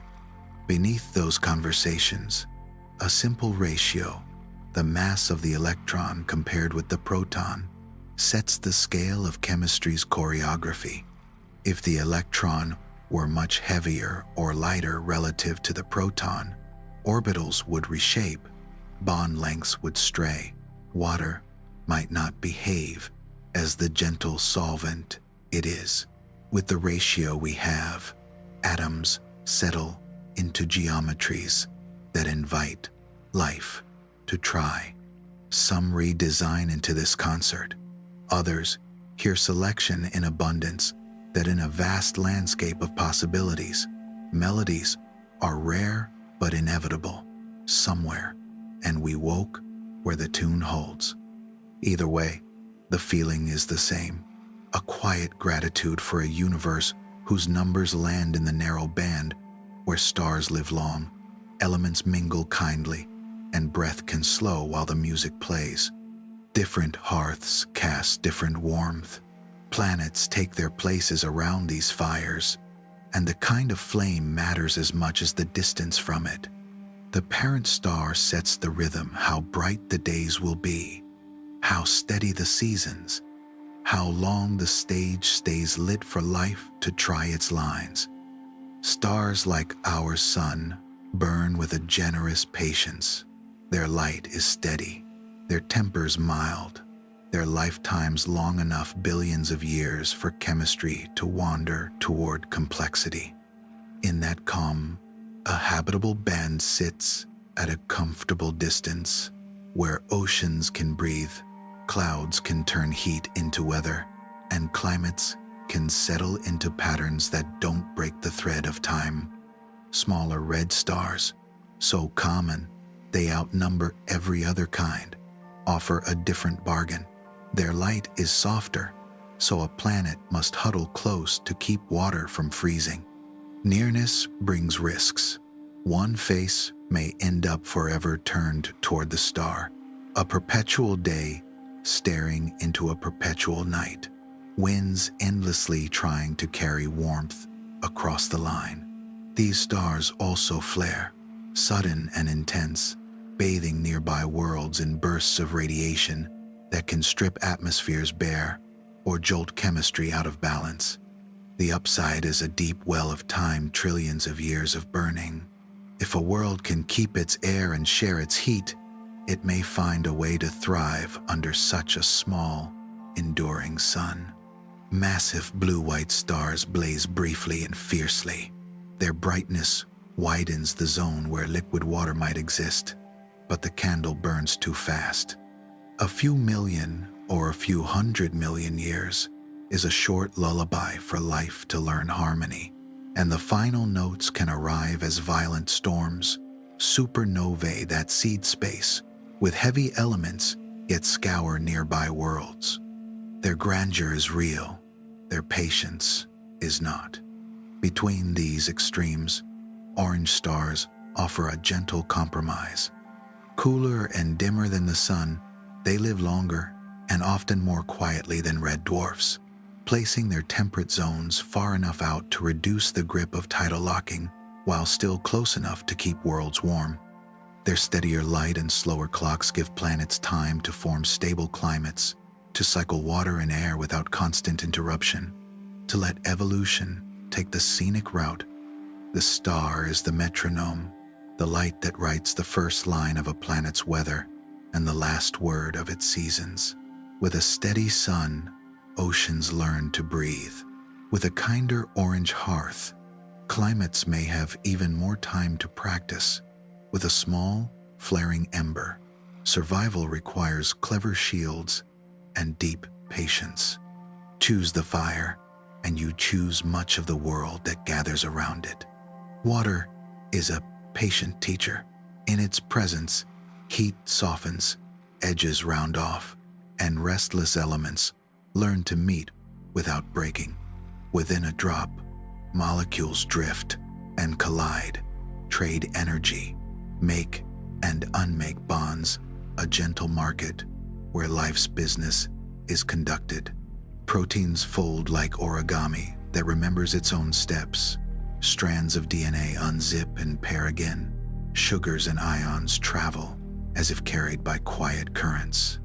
Because water is polar, one side slightly negative, the other slightly positive, it welcomes many kinds of travelers, dissolving nutrients and wastes, ferrying messages through the tiny harbors of cells.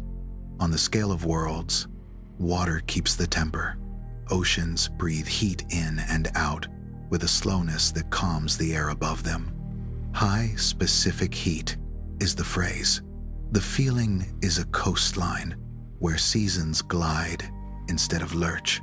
Day gives its warmth to waves that refuse to overheat. Night takes back a measured share. Clouds rise, rain falls, rivers thread the land, and the planet practices a long, even exhale. Storms still come, but the average mood stays within a human tolerance for home. Where liquid water rests on the surface, a deeper equilibrium is usually at work. Pressure holds steady enough to keep it from boiling away. An atmosphere blankets and protects, filtering harsh light, wrapping the ground in a modest greenhouse that keeps cold from biting too deeply. In the quiet balance between warming gases and reflecting clouds, water participates on both sides, trapping, reflecting, carrying, returning. Over longer spans, it enters a slower conversation with rock. Rain weathers mountains into grains. Rivers deliver those grains to the sea. Carbon dissolves, locks into minerals, and is lifted again by tectonic hands. This carbonate-silicate cycle is the planet's long pulse, regulating carbon dioxide and nudging climate back from extremes. Water writes landscapes as it tends climates. It sculpts canyons, lays soils, spreads nutrients, and makes habitats where life can try 1,000 shapes. Even ice, the quiet sibling, stores memory in layers and brightens the planet's face, sending sunlight back to space and cooling what might otherwise overheat. When we search the dark for neighbors, we listen first for water's voice. A glint on a distant world, a spectrum hinting at vapor, a temperature that suggests rain could fall. These are the signs that chemistry might have room to wander. Water is not the only solvent possible, but it is the one that carries our story, a medium that forgives mistakes, buffers moods, and lets time be long. Where it gathers and lingers, calm follows, and with calm, the chance for life to learn its lines. Distance is a kind of weather. Sit too close to the fire, and the air grows heavy. Moisture lifts from the ground and does not return. Sit too far, and breath turns to frost. Worlds feel this truth as they circle their stars. There is a band where light is gentle enough to keep oceans liquid and fierce enough to keep them from sealing under ice. The temperate lane where water can linger on a surface without boiling away or locking up for good. Step inward across the inner threshold, and heat compounds upon itself. Seas evaporate faster than clouds can give shade. Vapor thickens the air, trapping still more warmth, until the planet tips into a runaway greenhouse. Rock sweats, skies glow, and the ground forgets how to cool. Even an atmosphere can thin under such assault, stripped by light that bites too hard. A little closer to the flame, and time for life narrows to a slit. Step outward past the far edge, and cold takes on architecture. Snow stays, ice spreads light back into space, and the planet grows brighter and colder in a quiet feedback that locks the door on liquid water. There can be oceans below ice, hidden, dark, warmed by inner fires, but the surface becomes a hard, bright silence, where liquid cannot last in the open air. Where this just right band sits depends on the star's character. A bright, hot sun pushes the lane outward. A cooler star tucks it close. Near stars that burn softly, the lane may nestle so near that a planet shows one face forever to its light, and flares can rake the air. Farther from calmer suns or around steady orange hearths, the lane offers broader orbits where day and night can trade places and weather can find a rhythm. Distance is not the only composer. A thick blanket of greenhouse gases can keep a world warm, even a step beyond the classic lane. A reflective face of ice and cloud can ward off heat and allow habitability closer in. Paths matter too. Eccentric orbits tug a planet nearer and farther each year, swinging temperatures wide. Nearly circular paths keep seasons more measured. Surfaces that glint or absorb, atmospheres that cradle or leak, each shifts the comfort zone by degrees. Think of it as choosing a seat at the campfire and adjusting your coat. A world finds its place, then the air and clouds complete the tuning. When the distance is kind and the trimmings suit the light, water rests as water, climates breathe in long, even waves, and time becomes spacious enough for rivers to learn their courses and for life to attempt a beginning. Not every warm room is warm the same way. A planet may sit at a distance that looks perfect on paper, yet comfort depends on the blankets it wears, the color of its floor, the rhythm of its path. The Goldilocks idea is a starting whisper, a band around a star where surface water could remain liquid. What turns whisper into weather is everything that follows. Around a sun like ours, that band lies roughly from just inside Earth's orbit to a little beyond it, a span where oceans can breathe without boiling or sealing shut. Cooler, dimmer stars tuck the band inward, sometimes so close that a world might always show one face to its sun, a single hemisphere bathing in endless day, while the other dreams in perpetual night. Hotter, brighter stars push the temperate lane outward, making the right seat farther from the fire. None of these placements decide the story by themselves. Air makes the difference. A dense atmosphere rich in greenhouse gases can cradle warmth, carrying the zone a step farther from the star. Thin air lets heat escape and drags the zone inward. Clouds tilt the balance both ways, bright blankets that reflect light back to space, or soft quilts that catch and hold the infrared glow. Ice brightens a planet's face and cools it further. Dark oceans drink sunlight and lend their heat back slowly, smoothing day into night. What seems just right in distance can be wrong in feeling if the wardrobe is mismatched. Even the path through light matters. A tidy, circular orbit keeps seasons gentle, A stretched ellipse swings a world closer and farther each year, breathing in heat and exhaling cold in wide, unsettling arcs. Rotation can help or hinder quick spin spreads warmth and builds currents. Lockstep rotation may leave a sharp line between scorching day and brittle night, unless winds and oceans learn to share. There are also places that hide their comfort. Far outside, classic bounds, ice roofs shelter black oceans warmed from below. On worlds like Europa and Enceladus, tidal kneading and inner heat keep water fluid beneath a frozen shell. No sunshine is needed there for liquid to persist. Habitability becomes a secret kept under ice, a reminder that just right can live underground. So the temperate band is a compass, not a verdict. It points toward where liquid water might last, then invites a closer reading: air, clouds, color, spin, path, and quiet oceans below the ice. When those details lean the same way, a planet finds its calm, a surface that holds water, a sky that keeps faith, a climate with room for long, easy breaths. Beneath a quiet sky, a planet keeps a secret current.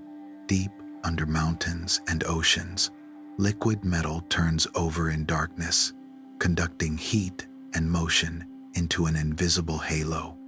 That churning slow, relentless spins up a magnetic field, a soft armor that most eyes never see. Lines of force loop from pole to pole like threads of glass. Charged particles slide along them as if on rails. The world sleeps easier within that unseen embrace. Space is not empty. It breathes a steady wind from the star. Electrons and protons stream outward, quick and thin as sand in a gale, where no magnetic shield stands. This wind can gnaw at the upper air, jostling molecules hard enough to fling them away. Once, another small world in our neighborhood wore a thicker sky. As its internal heat faded and the field fell quiet, the wind had its way.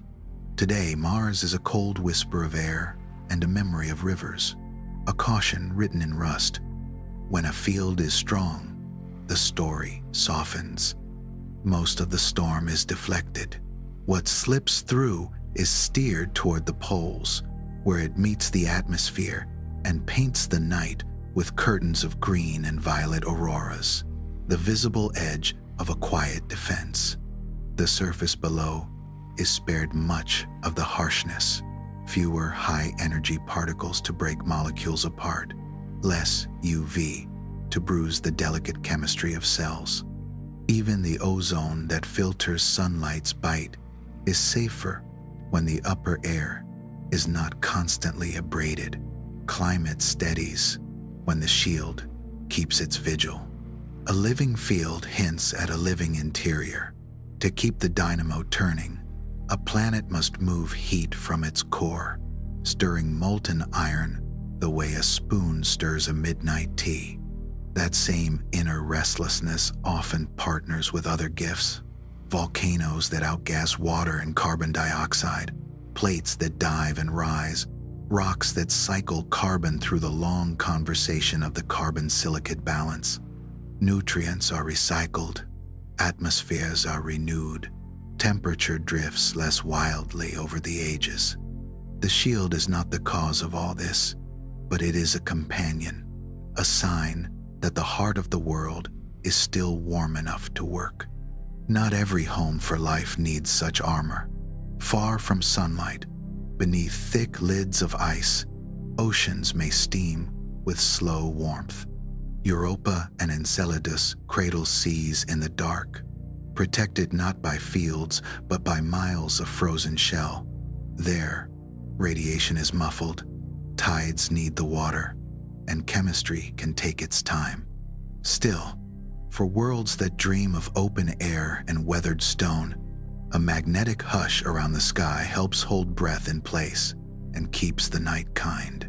Somewhere colder than our maps feel comfortable drawing breath, chemistry may speak a different dialect. Life on Earth learned its grammar in warm water with carbon at the center, but the alphabet of the cosmos is larger than our familiar script. If the rules of the room change the solvent, the temperature, the rhythm of energy, new sentences might still form, slow and careful, yet true. Imagine scaffolds built from silicon rather than carbon. The two sit beside each other on the periodic table, each able to make 4 bonds, each capable of branching into elaborate shapes. In hotter places where rock almost remembers being liquid, silicon chains could prove sturdier, their bonds less likely to fall apart. The trouble is grit. Silicon loves oxygen so much that its dioxide becomes glassy and stiff, good for mountains, but awkward for metabolism. Yet, in worlds with thick, silica-rich airs and steady heat, a different kind of architecture might learn to flex. In colder rooms, a new solvent steps forward. Ammonia stays liquid where water would freeze, and it can cradle reactions with its own style of hydrogen bonding. The dance would be slower, the structures looser, but slowness is not failure. A world washed in pale light could host chemistry that prefers dusk molecules meeting and parting without shattering the calm. Colder still, lakes of methane and ethane spread like black mirrors under a veiled sky. On such shores, as on Titan, life would move at a glacial heartbeat. Hydrocarbons are poor hosts for ions. They favor non-polar exchanges, subtle and spare. Any living system there would have to invent new tricks for moving charge, storing energy, and building membranes that do not dissolve into their own sea. The yield of each reaction would be small. Time would make up the difference. Some lives might feed without sunlight at all, as pale gardens already do on our seafloor. In sulfur-rich vents, microbes eat chemistry itself. Hydrogen sulfide traded for energy, minerals for scaffolding. Elsewhere, radiation could become food, or electrical gradients in deep crusts could act as steady diets. Even elements we distrust might slip into new roles. Arsenic proposed, where phosphorus now sits, a controversial idea that reminds us how little of the landscape we've walked. The virtue of these possibilities is not certainty but generosity. They widen the searchlight, teaching instruments to listen for slower pulses, colder breaths, stranger solvents, different balances. Somewhere, under methane rain, or within an ammonia mist, life may be practicing a patient art writing in an unfamiliar hand, yet still writing. Take a quiet moment and picture a dial with many smaller dials nested inside it, each turning at its own slow pace. The big hand asks a single question: how many voices might share this night? While the smaller hands answer with gentle maybes. How often do stars ignite in this galaxy? How many wear planets? On how many of those worlds could liquid water rest its weight without boiling or freezing? The sequence feels like beads on a thread. You move from one to the next by touch. Modern eyes have counted more beads than we once dared to hope. Telescopes have watched stars dim and brighten as planets pass in front. Little clockworks traced in shadow. From those rhythms came thousands of confirmed worlds and the hint of billions more, many near the temperate bands where oceans might settle. The Milky Way, it seems, is not stingy with real estate. Warm light, steady orbits, room for seas, these are not rare arrangements. The deeper uncertainties begin after the stage is set.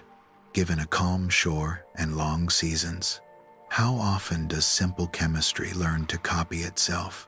From that first whisper of metabolism, how often does curiosity bloom? Nervous systems that notice, hands that shape, minds that send signals. And if a mind learns to speak across the void, how long does that voice last? Centuries, millennia, a brief flare, like a match in wind? One unknown multiplies the next. The big hand moves only as quickly as the smallest dial allows. Some hearts tilt toward abundance. There are roughly 100 billion galaxies, each with hundreds of billions of stars. Even modest chances, multiplied by such scale, suggest company somewhere. Others lean toward caution. Life may be stubbornly local, intelligence rarer still, technology a phase that burns bright and then shortens its own future. The quiet we hear, no clear signal rising above the static, can be read as loneliness or as patience. Perhaps we simply have not listened long enough, or not in the right way. Listening is changing. We study starlight for breaths of oxygen and methane in impossible combinations, for the soft blush of vegetation, for the heat patterns of artificial lights. We tune radio and laser searches to new parts of the dial, sift for brief, narrow whispers that travel far. Each advance turns a small hand another notch, and the larger question moves with it, almost imperceptibly. Whether the answer is many or few, the act of counting is its own lullaby. It reminds you that the night is precise as well as vast, that curiosity can be methodical without losing wonder. Let that steadiness carry you, a galaxy of quiet, a calculation humming softly, and somewhere, maybe near, maybe far, a note waiting to be heard. In the smallest rooms of nature, certainty loosens its grip. Particles do not stand in single places like stones. They blur into possibilities, a soft haze of where they might be. This is superposition, the quiet truth that an electron can hold several options at once, as if resting in overlapping shadows until a glance chooses one. Sometimes, two particles become paired beyond ordinary nearness. Change the state of one and the other, answers instantly, no matter how wide the distance between them. Entanglement feels like a secret handshake written into the fabric, the kind that made Einstein call it spooky, even as the math stayed calm. A gentle equation leads the motion. Schrödinger's wave law tells how this haze of possibility flows with time, like ripples sliding along a pond at night. Another rule sets a boundary on what can be known together: position and momentum, energy and time. Heisenberg's uncertainty. The limit is not clumsiness in our hands.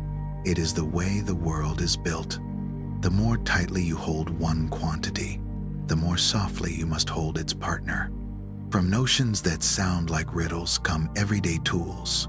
Semiconductors herd electrons into patterns that make computers breathe. Lasers coax light into marching in step.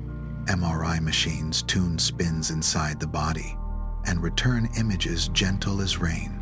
The strangeness supplies clarity, and clarity becomes craft. Even emptiness is busy. In a vacuum, uncertainty lets energy flicker briefly out of nothing's calm, forming pairs of particle and antiparticle that wink in and out before the books must balance again.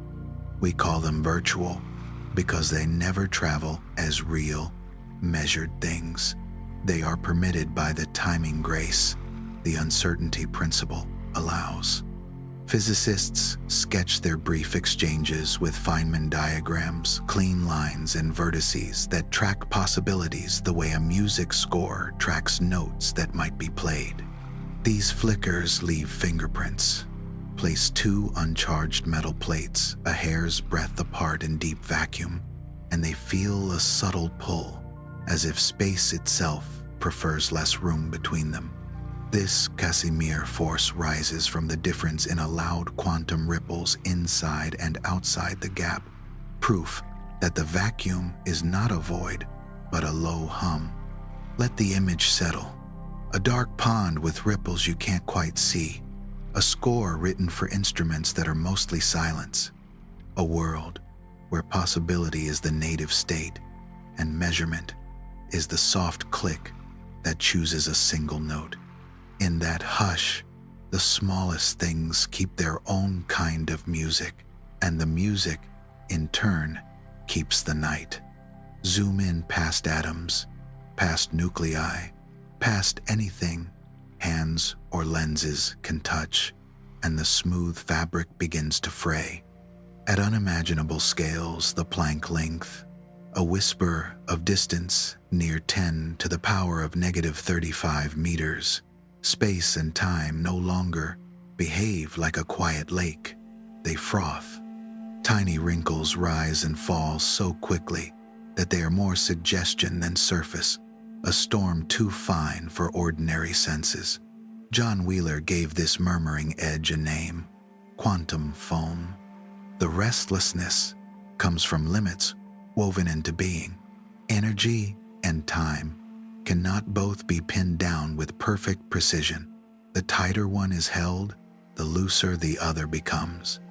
That leeway allows the vacuum to borrow energy for brief moments, to stir up flickers that bow in and out before the ledger must be evened again.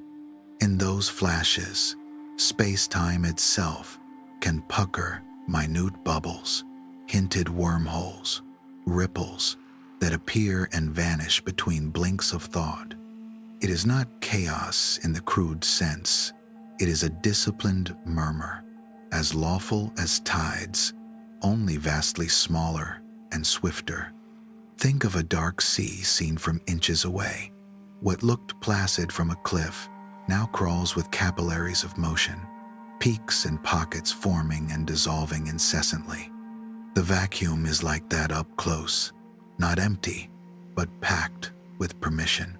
Virtual particles rise in pairs, touch the world lightly, and return their borrowed energy with impeccable timing. The same principle that forbids certainty gives birth to motion. The limit is also the engine. These ideas live at the edge of what instruments can test.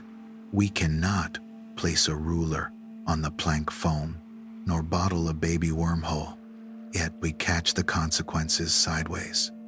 Subtle shifts in atomic energy levels, forces between plates in a pristine vacuum, the precise grain in ancient light, all nod toward a ground that never fully sleeps.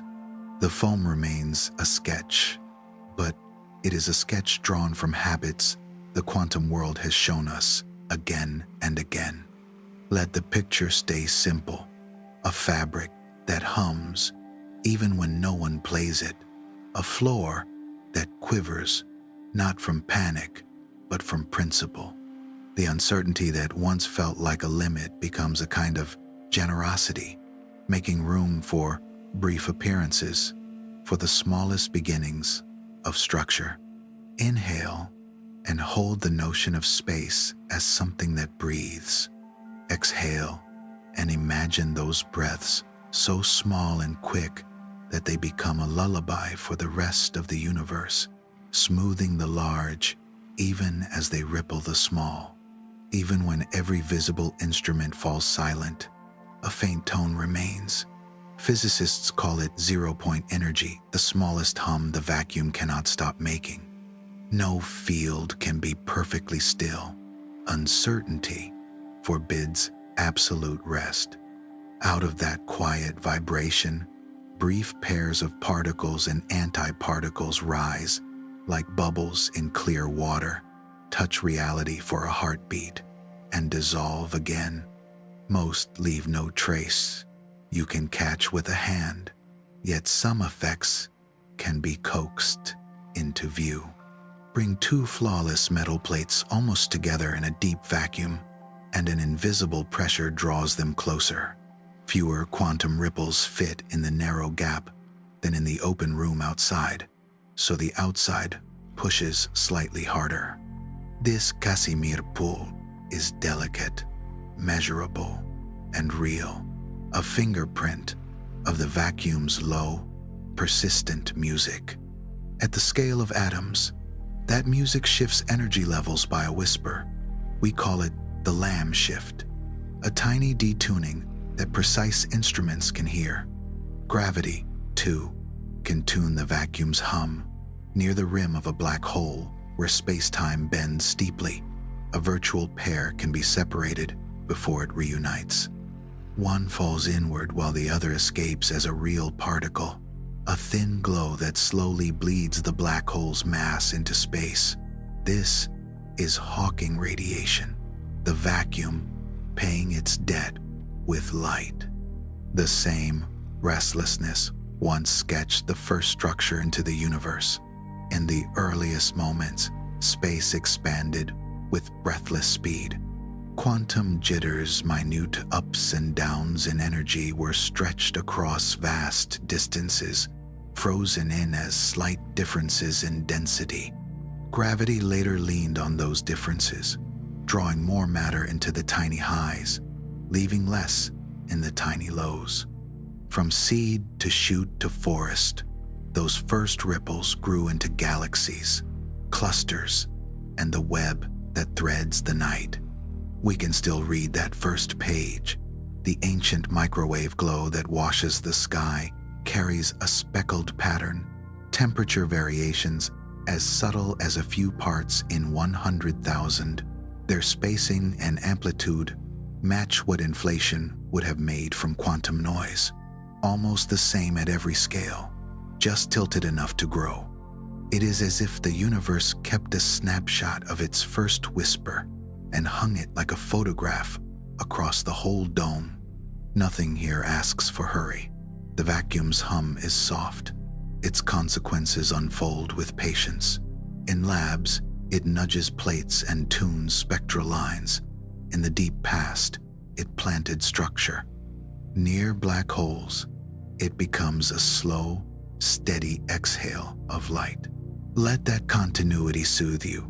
From the smallest tremor to the largest patterns, the universe never truly rests, and in its unending stillness, there is a song. There is a thought that begins like a held breath.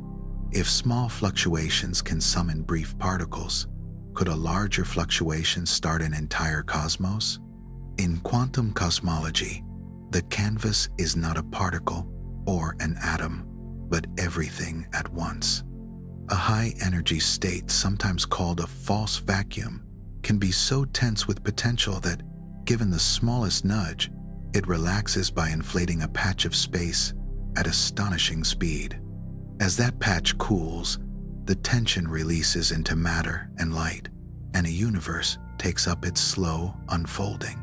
In this picture, what feels like a singular beginning is a blossom from a deeper field. The blossom need not be unique.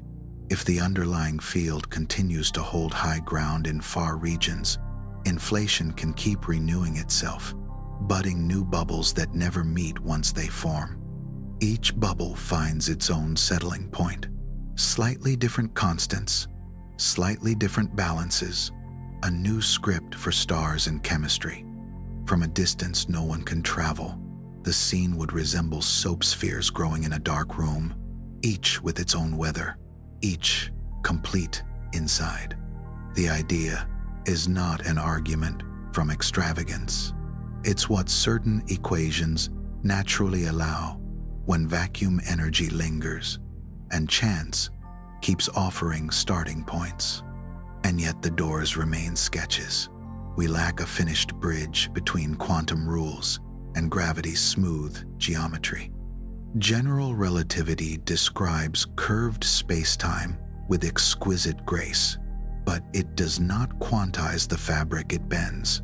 Quantum theory quantizes fields with uncanny accuracy, but it does not carry the weight of space-time itself. Where both should speak together near the first instance, inside black holes, their voices overlap without harmonizing. A complete score, a quantum gravity, is still unwritten. Testable signs are shy. Another bubble's light cannot cross the ever-widening gulf. Even a collision, if one happened in our early history, would draw only the faintest ring in the ancient glow, easy to mistake for noise. Ambitious frameworks, such as string theory, promise a vast landscape of possibilities, but many of their specific signatures live at energies beyond reach. Meanwhile, the universe keeps two great secrets close: dark matter and dark energy. Together, the bulk of all that is still unnamed in terms of particles and fields we can put in a bottle. None of this dims the quiet usefulness of the ideas. They offer shapes for our wonder to occupy and questions precise enough to aim instruments at. Let them settle like lanterns along a path we cannot yet finish. Bubbles that might bloom beyond sight. A false vacuum eased into worlds. Two great theories leaning toward each other across a small gap, waiting for a bridge we will one day learn to build. Symmetry can look perfect from far away, like a marble poised on the very top of a smooth hill. Every direction is the same. No path is preferred. But a poised marble cannot stay poised forever. The slightest nudge and it slips into one valley or another, and in that small choice, sameness is broken. The early universe carried such poised perfection, hot, bright, and highly symmetrical. As it cooled, the balance loosened. A field that fills all of space, the Higgs field, settled into a quiet value instead of zero, and the marble found its valley. In that settling, differences were written into particles. Those that couple strongly to the Higgs field feel more resistance, moving as if through a thicker medium. We call that mass. Particles that couple lightly glide more easily. Those that do not couple at all skim without weight. The Higgs boson is the small ripple of this field, an excitation that reveals the medium's presence, the way a ring on still water reveals the lake. What once sounded like a puzzle, how matter acquires inertia, becomes the simple consequence of motion through a filled landscape. Forces learn their distinctions here, too. Electromagnetism remained nimble because its carrier, the photon, does not sink into the Higgs field and so stays massless, letting light travel unburdened across the dark. The weak interaction took on a different character. Its messengers, the W and Z bosons, interact with the Higgs and grow heavy. Weight slows their reach, making the weak force short-ranged, an intimate conversation rather than a shout. A single field's quiet choice, non-zero everywhere, separates the bright clarity of light from the hushed, close work of radioactivity in stellar alchemy. Cooling can carry echoes on grander scales. When symmetry gives way, the change can behave like a phase transition, the cosmic equivalent of steam condensing to rain. Domains can form, defects can lace the fabric, and energy can be released in ways that shape the later sky. In speculative maps that reach beyond the standard model, such breakings may have paced the early universe, set clocks for inflation, or nudged the abundances of particles we have yet to meet. Hold the image softly, a hilltop, a breath, a gentle slide into a valley. The field's value becomes the background note of existence, and everything we know, electrons with their steady heft, quarks, stitched into protons and neutrons, light unweighted and swift, plays in tune with that note.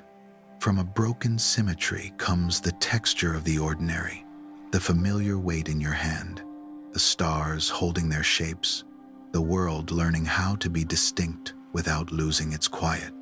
Let the image linger, a marble slipping from a perfect hilltop into a quiet valley, the field beneath everything, choosing a gentle note for matter to play.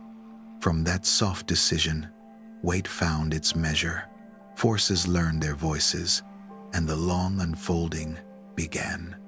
A swift smoothing set, the first calm, tiny ripples grew into threads, and the sky learned to weave itself into galaxies. The oldest light still carries that hush faint grain, even warmth, like a lullaby stretched across time.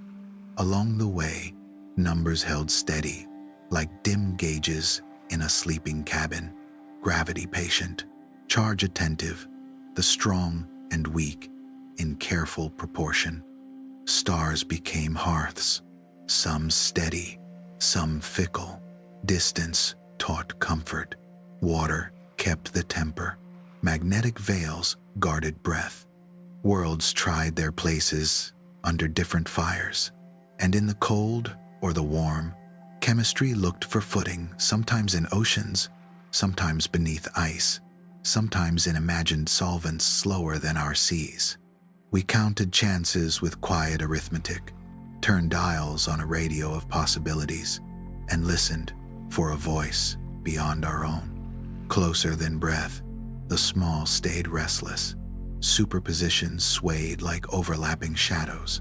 Entanglement tied far rooms with an invisible thread. Even the vacuum would not sleep, borrowing, returning, pressing plates together by a whisper, sketching seeds for structure, letting black horizons exhale a thin light. When the canvas widened to many rooms, to foam at the smallest shores, to bubbles budding where we cannot go, we did not need to decide. It was enough to imagine and rest inside the wondering. Now, let the lights dim, let the constellations drift like slow lanterns on a dark river. Inhale and feel the evenness that holds everything. Exhale and allow the questions to loosen, the edges to soften. The story does not close. It simply grows quieter, as if the universe were tucking its pages in for the night. May your breathing find the same rhythm, steady, spacious, and carry you gently into the dark, where the stars keep watch and the world sleeps.